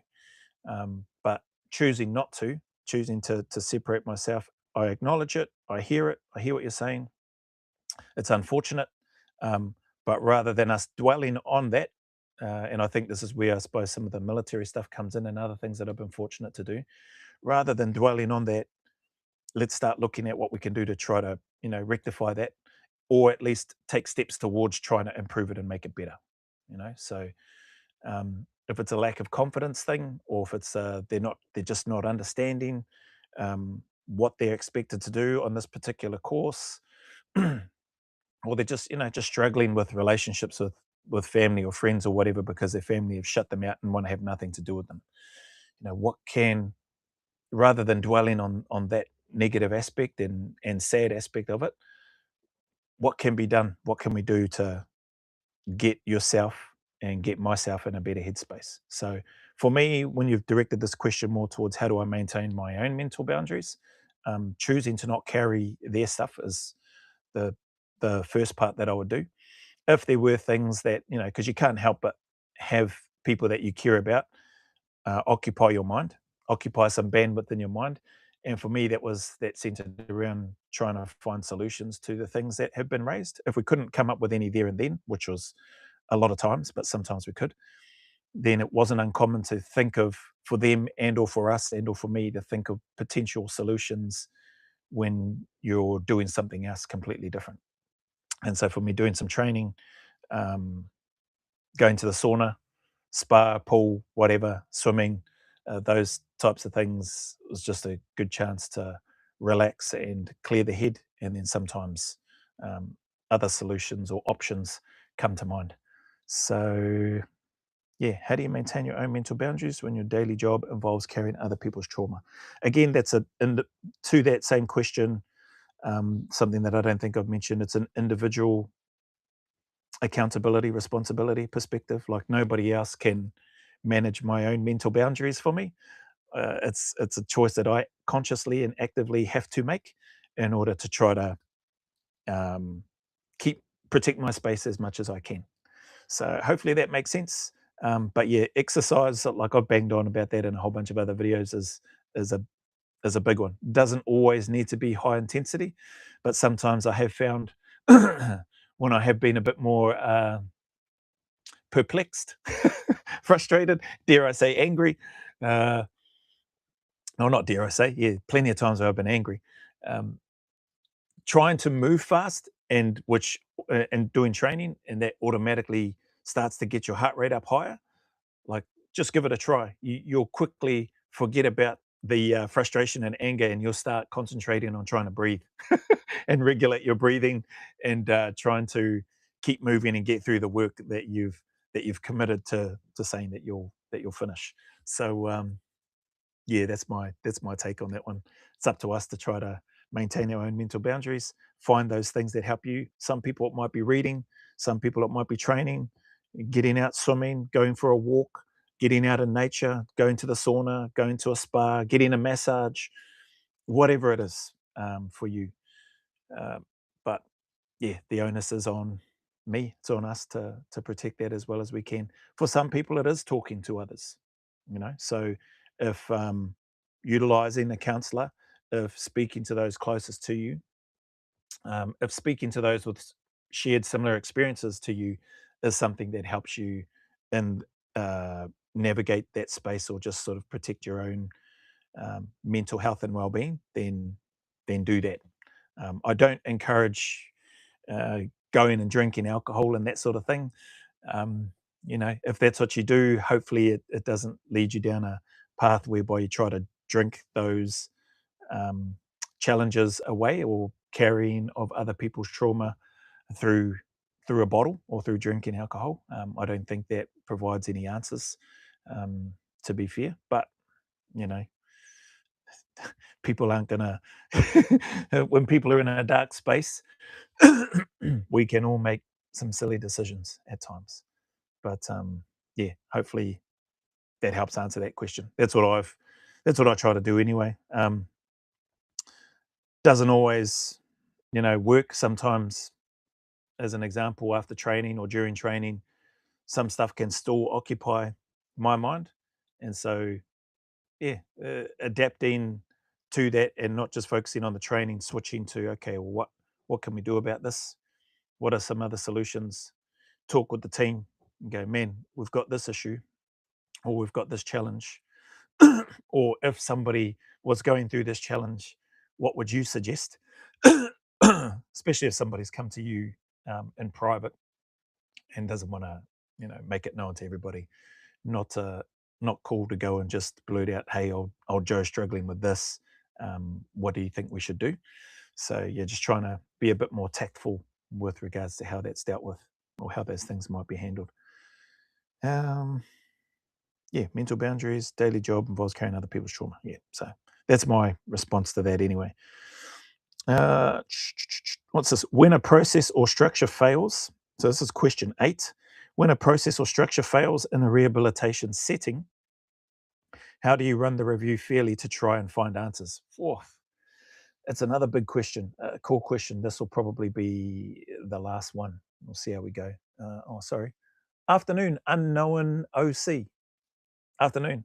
Sari, vicarious trauma is a formal course now for jobs of all types in Australia. Great to see. Oh, cool. Yeah, that is cool. Vicarious trauma. Yep.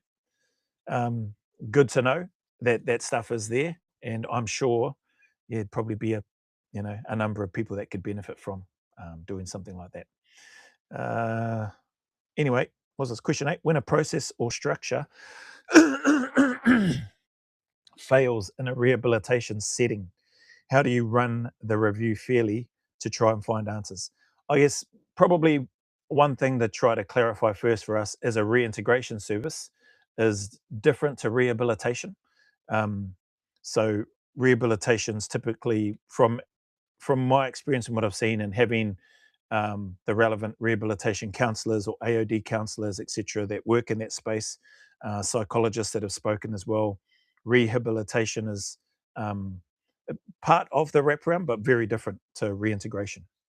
So, from a rehabilitation perspective, depending on what it is that you're talking about, if it's drugs and alcohol rehabilitation, if it's general other types of addiction rehabilitation, if it's violence and aggression and looking to get rehabilitation for that type of stuff, and any other things like that's different to reintegration. There's different processes, different courses, different methods used. There is some crossover, obviously, um, but yeah, those two things are very different from my experience anyway, and people that work in those spaces who have much more expertise than me, specific to rehabilitation. So, but I think I know where you're coming from in regards to probably I will replace in this case rehabilitation, the word rehabilitation in your sentence with reintegration. When a process or structure fails in a reintegration setting, how do you run the review fairly to try and find answers? Because for us, rehabilitation stuff, we uh, by and large had other external sources that could provide that rehabilitation service. But we did have within our own service and within the runanga, the iwi itself, um, relevant support services that dealt specifically with different types of rehabilitation. So anyway, the reintegration setting, how do you run the review fairly to try and find answers? Man, I guess the easiest one that comes to mind from an example perspective, and this was a massive learning for me, so I copped this one on the chin there whilst at the service, um, and rightly so too. So try to give some context and background, all the processes and stuff that I spoke about, drugs, alcohol, expectations, requirements. There's some mandatories like you're out the gate, a one and done for us, and we made that really clear before they, part of the assessment process before they get to us. Made clear, they confirmed that they understood. Anyway, one of the individuals that we had, long lagger, 20 plus years in prison. So some institutionalization and stuff in there as well. Health issues and concerns for him as well. Much bigger, heavier set guy. Uh, he had some struggles that happened. Sadly, a member of his family passed away and he started to really struggle. We made allowances in terms of he didn't need to be back on the curfew. We actually got permission and worked with him and his probation officer so that he could stay with his family off-site. But also reminding him, hey, just be mindful. Don't consume alcohol. Don't consume any drugs. There will be drug and alcohol testing. So yeah, they're random, but we would, to try to make it clear because we wanted to give them the best chance, made it clear like there will be, when we have a random drug and alcohol test, like, you're required to be here. If you're not here, you'll be exited. If you refuse to be tested, you'll be exited. So all of that sort of stuff, drilled into a lot of detail, making sure that they understood. Anyway, sadly, fast forwarding, he didn't cope too well, drank some alcohol, stumbled back onto site, haurangi or drunk, stumbling around, and staff were on site. This was late at night, probably about 10 o'clock at night, or just before 10 in the evening. Two staff were on site. They observed him. One of the other staff, actually, that was leaving their shift, saw him first as he was heading down. He pulled over, asked him if he was all right, could smell the alcohol, could see him stumbling, asked him if he needed a hand. He was only like a couple of houses from the actual whare or from the service, but he was already after curfew anyway. And the fact that he was drunk was, not a good sign. I wasn't there on site. I was at home because by then we had got our staff in and everything was good. So it was one of those times where I was able to be at home. Anyway, it came on the site. Staff are always empowered to, make the assessment. Staff are also empowered to exit somebody immediately if they've breached. And all the staff knew the kaupapa or what the story was for our service. Anyway, it came in. Staff spoke with him, smelled the alcohol, knew that he was drunk, asked him flat out, "Hey, have you been drinking?" To his credit, person said, "Yeah, I have," and then carried on stumbling to his room.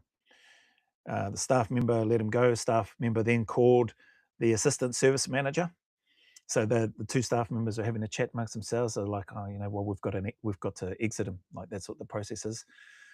One of the staff members like, "Oh, okay." So this is where empowered the staff to make these decisions. And even though what we had all agreed on was that it's an exit, and all the men knew that it's an exit because we'd discussed this in staff and resident meetings as well, everybody agreed. Nothing was hidden.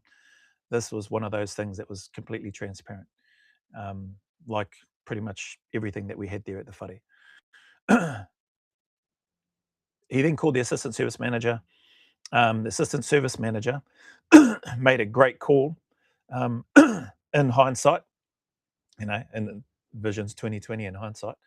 And he said to the staff members that were on site, so he made two calls. The first call was a great call.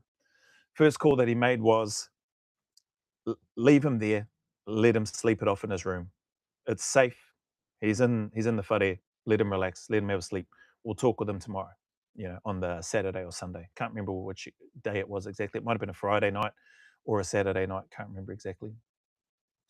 And so, but after he had said that, so after the assistant service manager said that to the team, he then said, but just give the service manager, me, just give Joe a call and just double check with him. So, a couple of things. If the staff members on site had have made that decision without calling the assistant service manager, I would have backed their decision. I would have asked them why. I would have asked them to justify and explain why, especially considering that my position and what we had all agreed on, what I had made clear and spoken to everybody about, is that they get exited. I would have, at the end of the day, I would have backed their decision, would have heard them out in terms of what they'd say. Although I might have had a different opinion, they made a decision and they backed themselves and they stuck with it. Awesome.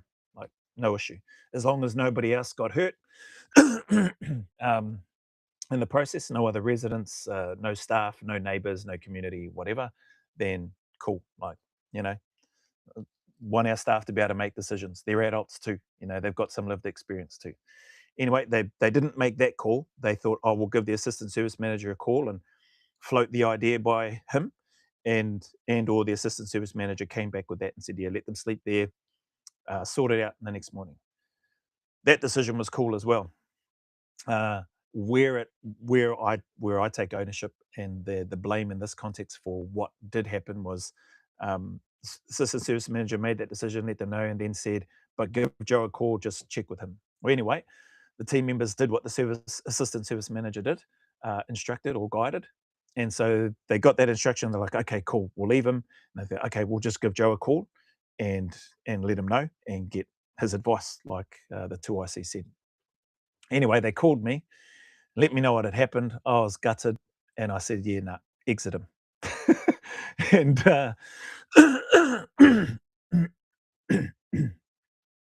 said to exit him. Um, the the staff members on site then reminded me and said, "Oh, we did think about doing that, but we ran it by Wu, we'll use his nickname. We ran it by Wu, who said, um, yeah, let him sleep it off here, and then we'll sort it out tomorrow. Go through it tomorrow." And so, but he said to give you a call and let you know. And I said, when they told me that, I said, yeah, nah. So I put my blinkers on straight away. I went straight to, this is our standard. This is what we've spoken about. It's been made super clear right throughout the process. The iwi panel knows about it. Corrections knows that this is our process. The two iwi know that this is what we do. Our whole staff and all our residents and men know that this is what we do. If we make an exception for this behaviour now, then we back ourselves into a corner whereby every other tāne or male that comes into our service hears about it, knows about it, and they then think it's all right as well.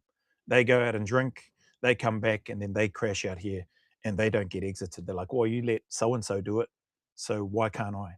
So all of that in an instant went through my head, and along with some frustration, disappointment, and anger. And I stuck to what the standard was, and I said, "No, we all agreed, like they get exited." So I said, "Exit him now. Go over and see him.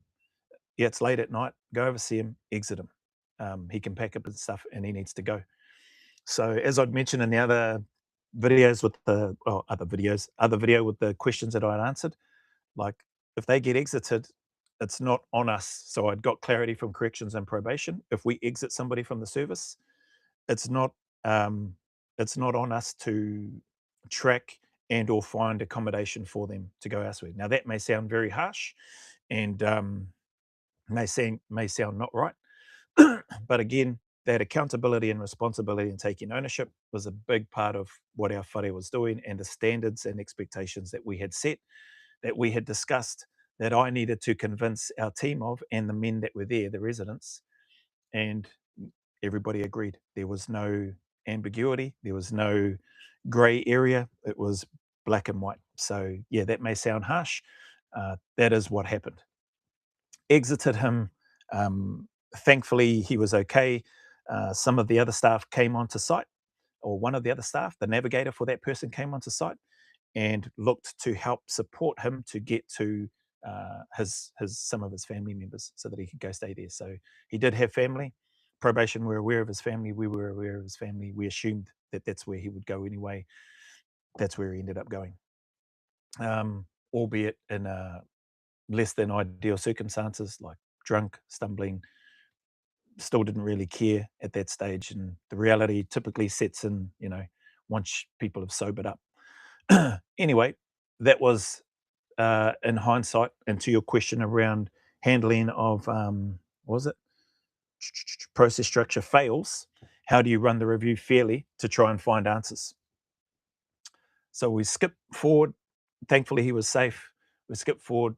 Uh, we had a meeting with corrections the next day or 2 days later, because I think this happened on a weekend. So some of the hierarchy from corrections weren't available to the Monday. Anyway, we had the meeting.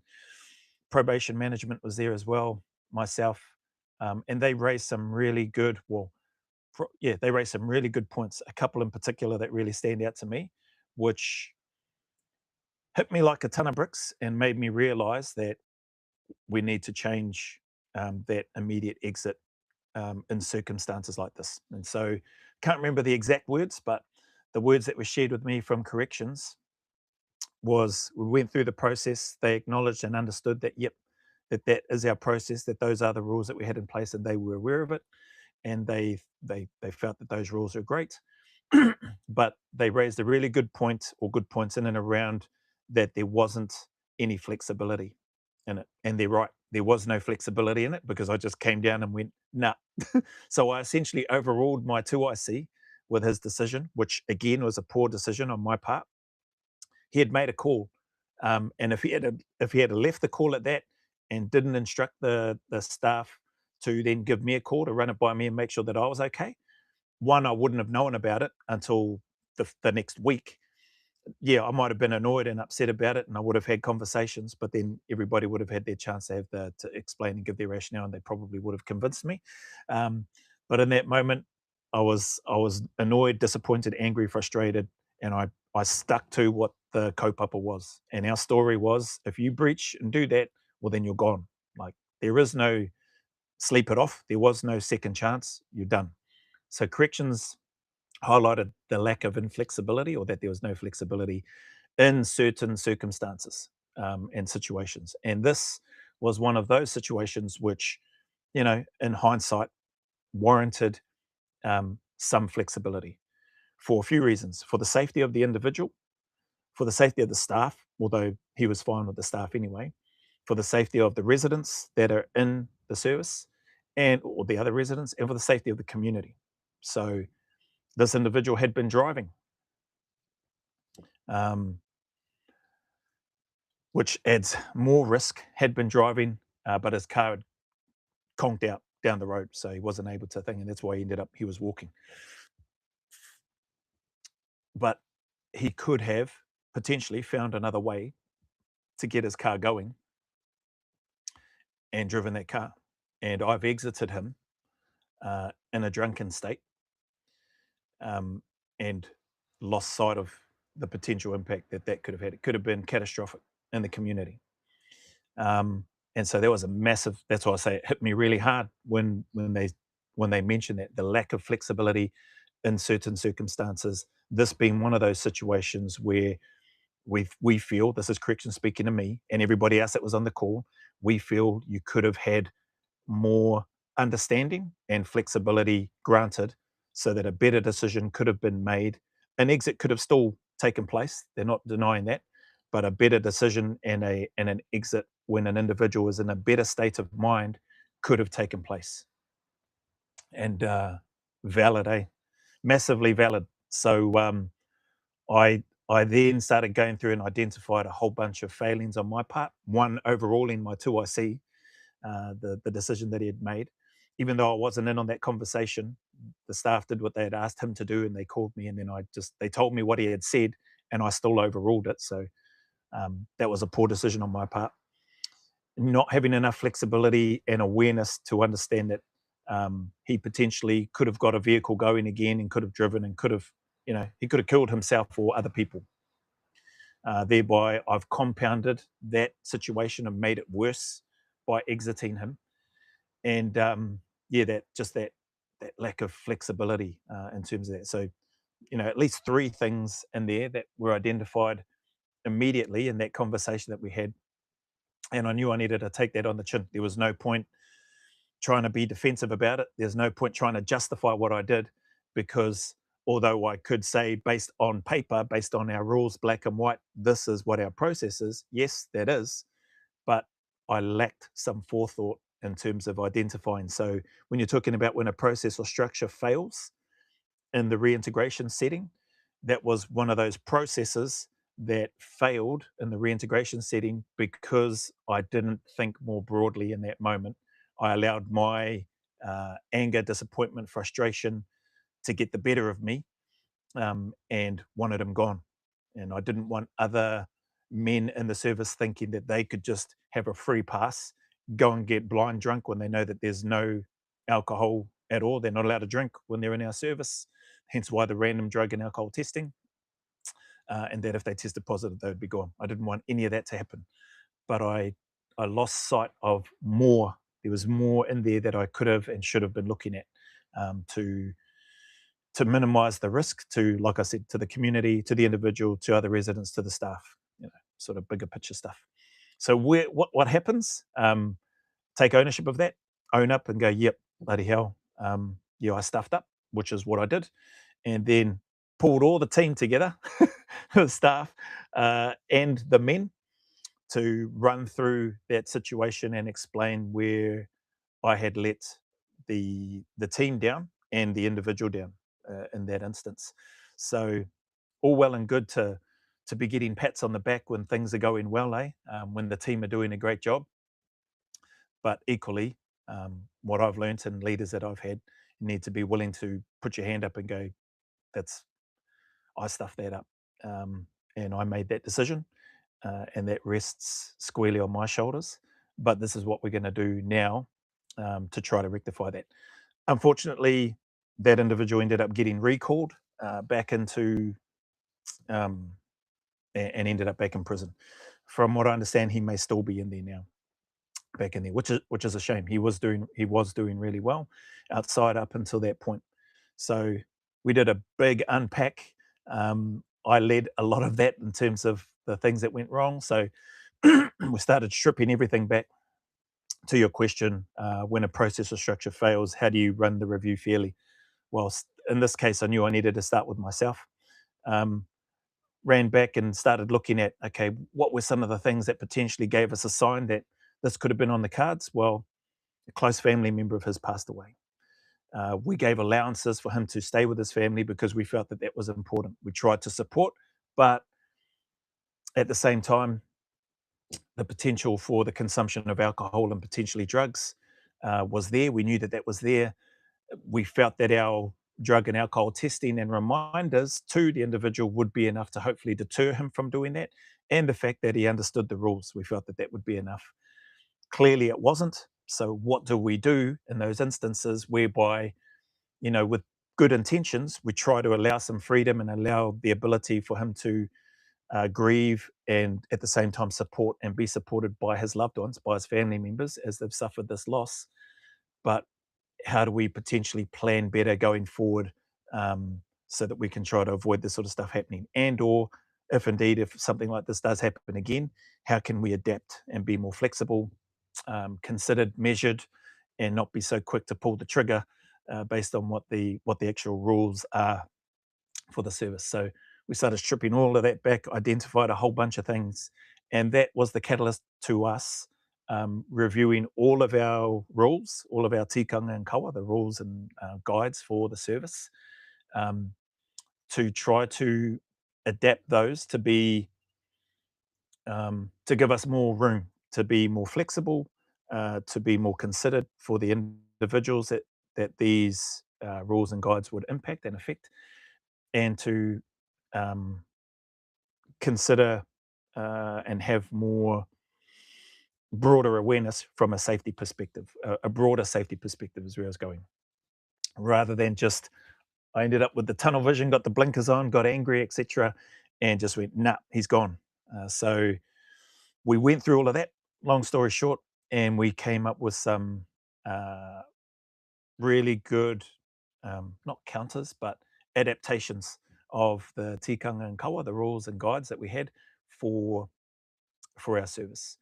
We then went through those as staff with the residents, with the iwi, with corrections, and yeah, and they had some thoughts as well that they wanted to have us consider. Some of those we did consider, others we went, no, we feel that this is enough, and this should a situation like this happen again, and other variations, other potential scenarios, we felt like it gave us enough, wiggle room to ensure the safety and well-being of everybody that may be caught up, in something like that or other situations.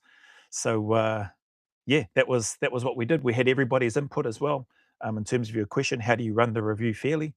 Um, we had the input from the residents, the people that were there, input from the staff, input from corrections, input from the iwi, and that helped us come to the, I guess the rewrite, the draft, the rewriting of the rules and the guides for the service.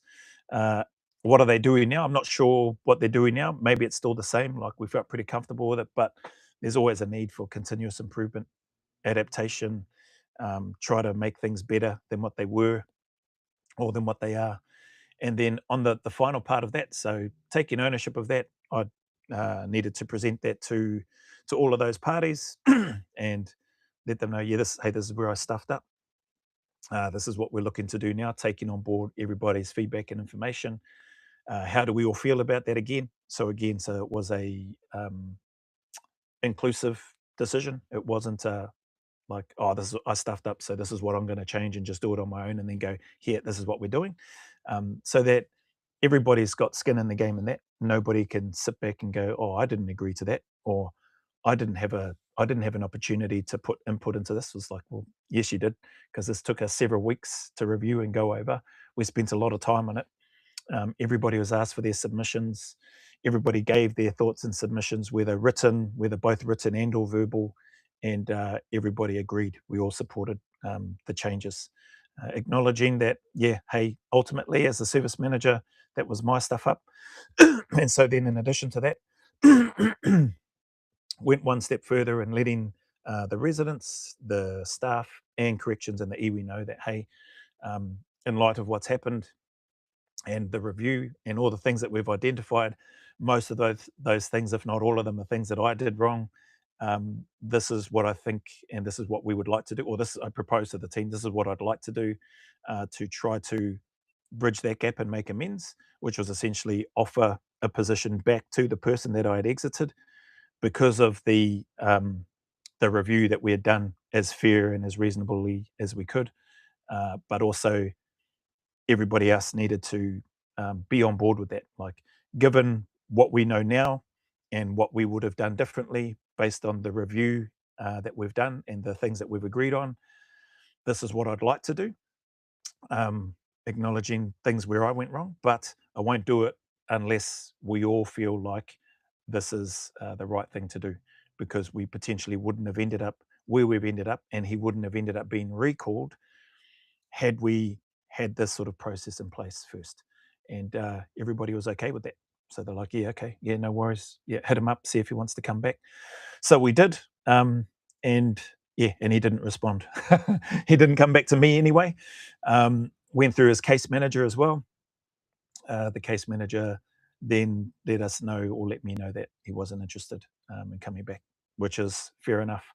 But we did try to offer him the opportunity to come back again, and I took ownership, responsibility for the decision that I made in exiting him. So yeah, hopefully that helps. That's part of the process of what we did, and I found that that works well. I've used that in other settings as well, similar process, not always where I've been the person that's done something wrong, but whereby, potentially other people or other leaders have done something that I felt probably wasn't what should have happened, and they've had the courage to run through a similar process. So that's not something that I came up with by any means. It's things that I've seen, observed, and then also stuff that I felt like, I think, if you want to have a more fair and practical approach to mistakes that happen, like that do and will still happen going forward, I felt like that would be a good thing to do. Worked out to be a good thing there. The whole team felt included. The whole team felt like they had been heard. Other team members had some strong thoughts and opinions on not only the decision that I made, but also on the uh, on the feedback from the residents, from the other men, because some of the other men, actually most of the other men, were had no issue with what had happened. They they mentioned, they're like, nah, we knew what we signed up for before we came. They actually had no issue with it, and they felt that it was good, because they said, oh, I didn't want to have this fellow who was drunk back in our house anyway. Like, we knew that those were the rules, and the fact that he was there, and if he had been allowed to be there, like, their thought, the other reasons that were there, was that, well, everything you just said was full of crap then. Like, or that whole long-winded assessment process that you spoke about, all the stuff that you guys spoke about, the standards, the navigator, what they told me about, the fact that, one and done, you'll get exited if this happens. Their feedback was, well, if that didn't happen, we would have just gone, this is just like any other place. It's a load of crap. So that was surprising. That was also, that felt good as well, to know that, that they supported that decision.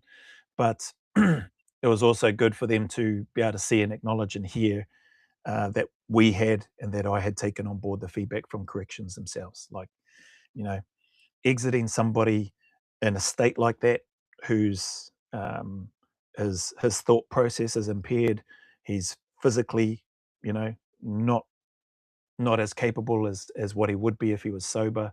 Mentally, he's in a poor state as well. He's high risk, you know, and you've exited, like they said to me, you've exited somebody at that time of night as well. You've exited somebody who is very high risk, danger to themselves, danger to others. And like I said, things could have been a heck of a lot worse.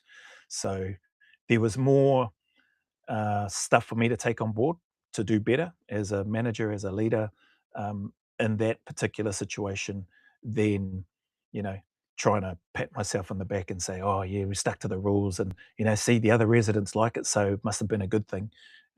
Nah, there was more to it than that. So yeah, hopefully that helps, and we'll leave that one there. What was that? Question 8. When a process or structure fails in a replace rehabilitation with reintegration setting, how do you run the review fairly to try and find answers? Well, that's what we did. That's what I felt we needed to do.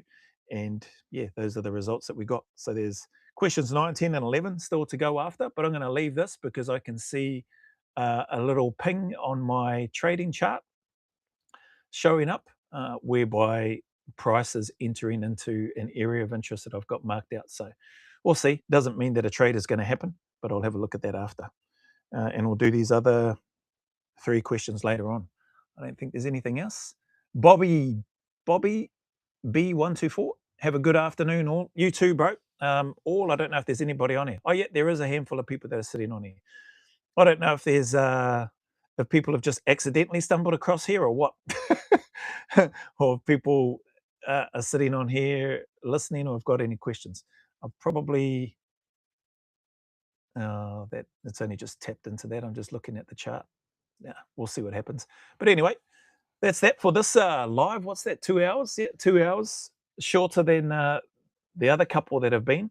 I'm probably, depending on how we go for time and or what price action's doing on the charts, may come back and do another live for a video. I did get a request from a kind supporter of the channel who sent through some reactions on Instagram to do. Did put in a request, could I please make them publicly available instead of members only? Like I said, that'll depend. I've received a number of copyright notices, which, excuse me, have then resulted in videos of mine being blocked by YouTube. Uh, I haven't received a strike, so they're, excuse me, different things. You only get 3 strikes from what I'm aware, and then your channel is kaput. And then I got some suggestions from the other live that I spoke about yesterday or 2 days ago or whatever, saying that once I've done a live, if I'm doing a reaction to a video, maybe switch it to private or unlisted or members only, so that it minimizes the chances of me getting a copyright issue or notice. So I think if I go private or unlisted, people won't be able to see it. But if I go members only, obviously it'll only be available for members only. Um, yeah, and if people want to look at it, then they can. Otherwise, if people catch it on the live, then they see it on the live and they don't need to worry about paying anything in the membership to see it. So anyway, that's what I'll be looking to do. Yeah, if there's no members looking at it, then there's no members looking at it. Like, yeah, too bad. Anyway, Ninja Cuts, cheers, Joe. Love the lives, bro. Oh, thanks, bro. Appreciate that. Yeah, I enjoy doing them. It's just a heck of a lot easier, way less editing, and just honest, is unfiltered. Like I think the reaction videos I do anyway is just my honest take because it's usually the first time I've seen them. But then the other editing and intro and outro and trying to edit out the ads and stuff, like all of that just takes time. Then upload it. This I don't have to do any of that. So if you stuck around, man, peeps, thank you very much, hey, for your time, for your support. Yeah, oh yeah, people asked because they said that am I streaming on Twitch and Kick as well? Yes, I am. There's live. This live is on there. I've just used Riverside to connect the 3, so I'm not doing 3 separate lives. It just goes out all at once. I don't think anybody's watching them on there, but the the purpose of that and doing that, like nobody's going to look at them if I don't do anything. So just start. Like, who cares? Nobody's going to watch for ages. Like, nobody's going to subscribe for ages. Nobody's going to follow. Nobody's going to comment, more than likely. But you don't make progress towards getting where you want to get to by not starting, by just sitting back and going, oh, I'll wait until I've got this, or I'll wait until this happens before I do that. Like, just crack on and start, figure it out along the way. I don't know what the Twitch and Kick thing is showing up when I do stream, and I don't know if people are commenting on there. I think I have received one comment on here that came from Twitch from Dan, a kind supporter. He actually commented, it popped up on my Riverside chat in here, which said, I'm here on Twitch. So people must be able to comment on Twitch or Kick, I assume, and it must bring them into the Riverside chat here. But if it doesn't, apologies to anybody that might be commenting, and if I'm missing it, because I'm here on this other platform. So anyway, look after yourselves, enjoy the rest of your week, stay awesome, and probably see you on another video, which may be a reaction video later today. Stay awesome, peeps. Look after yourself.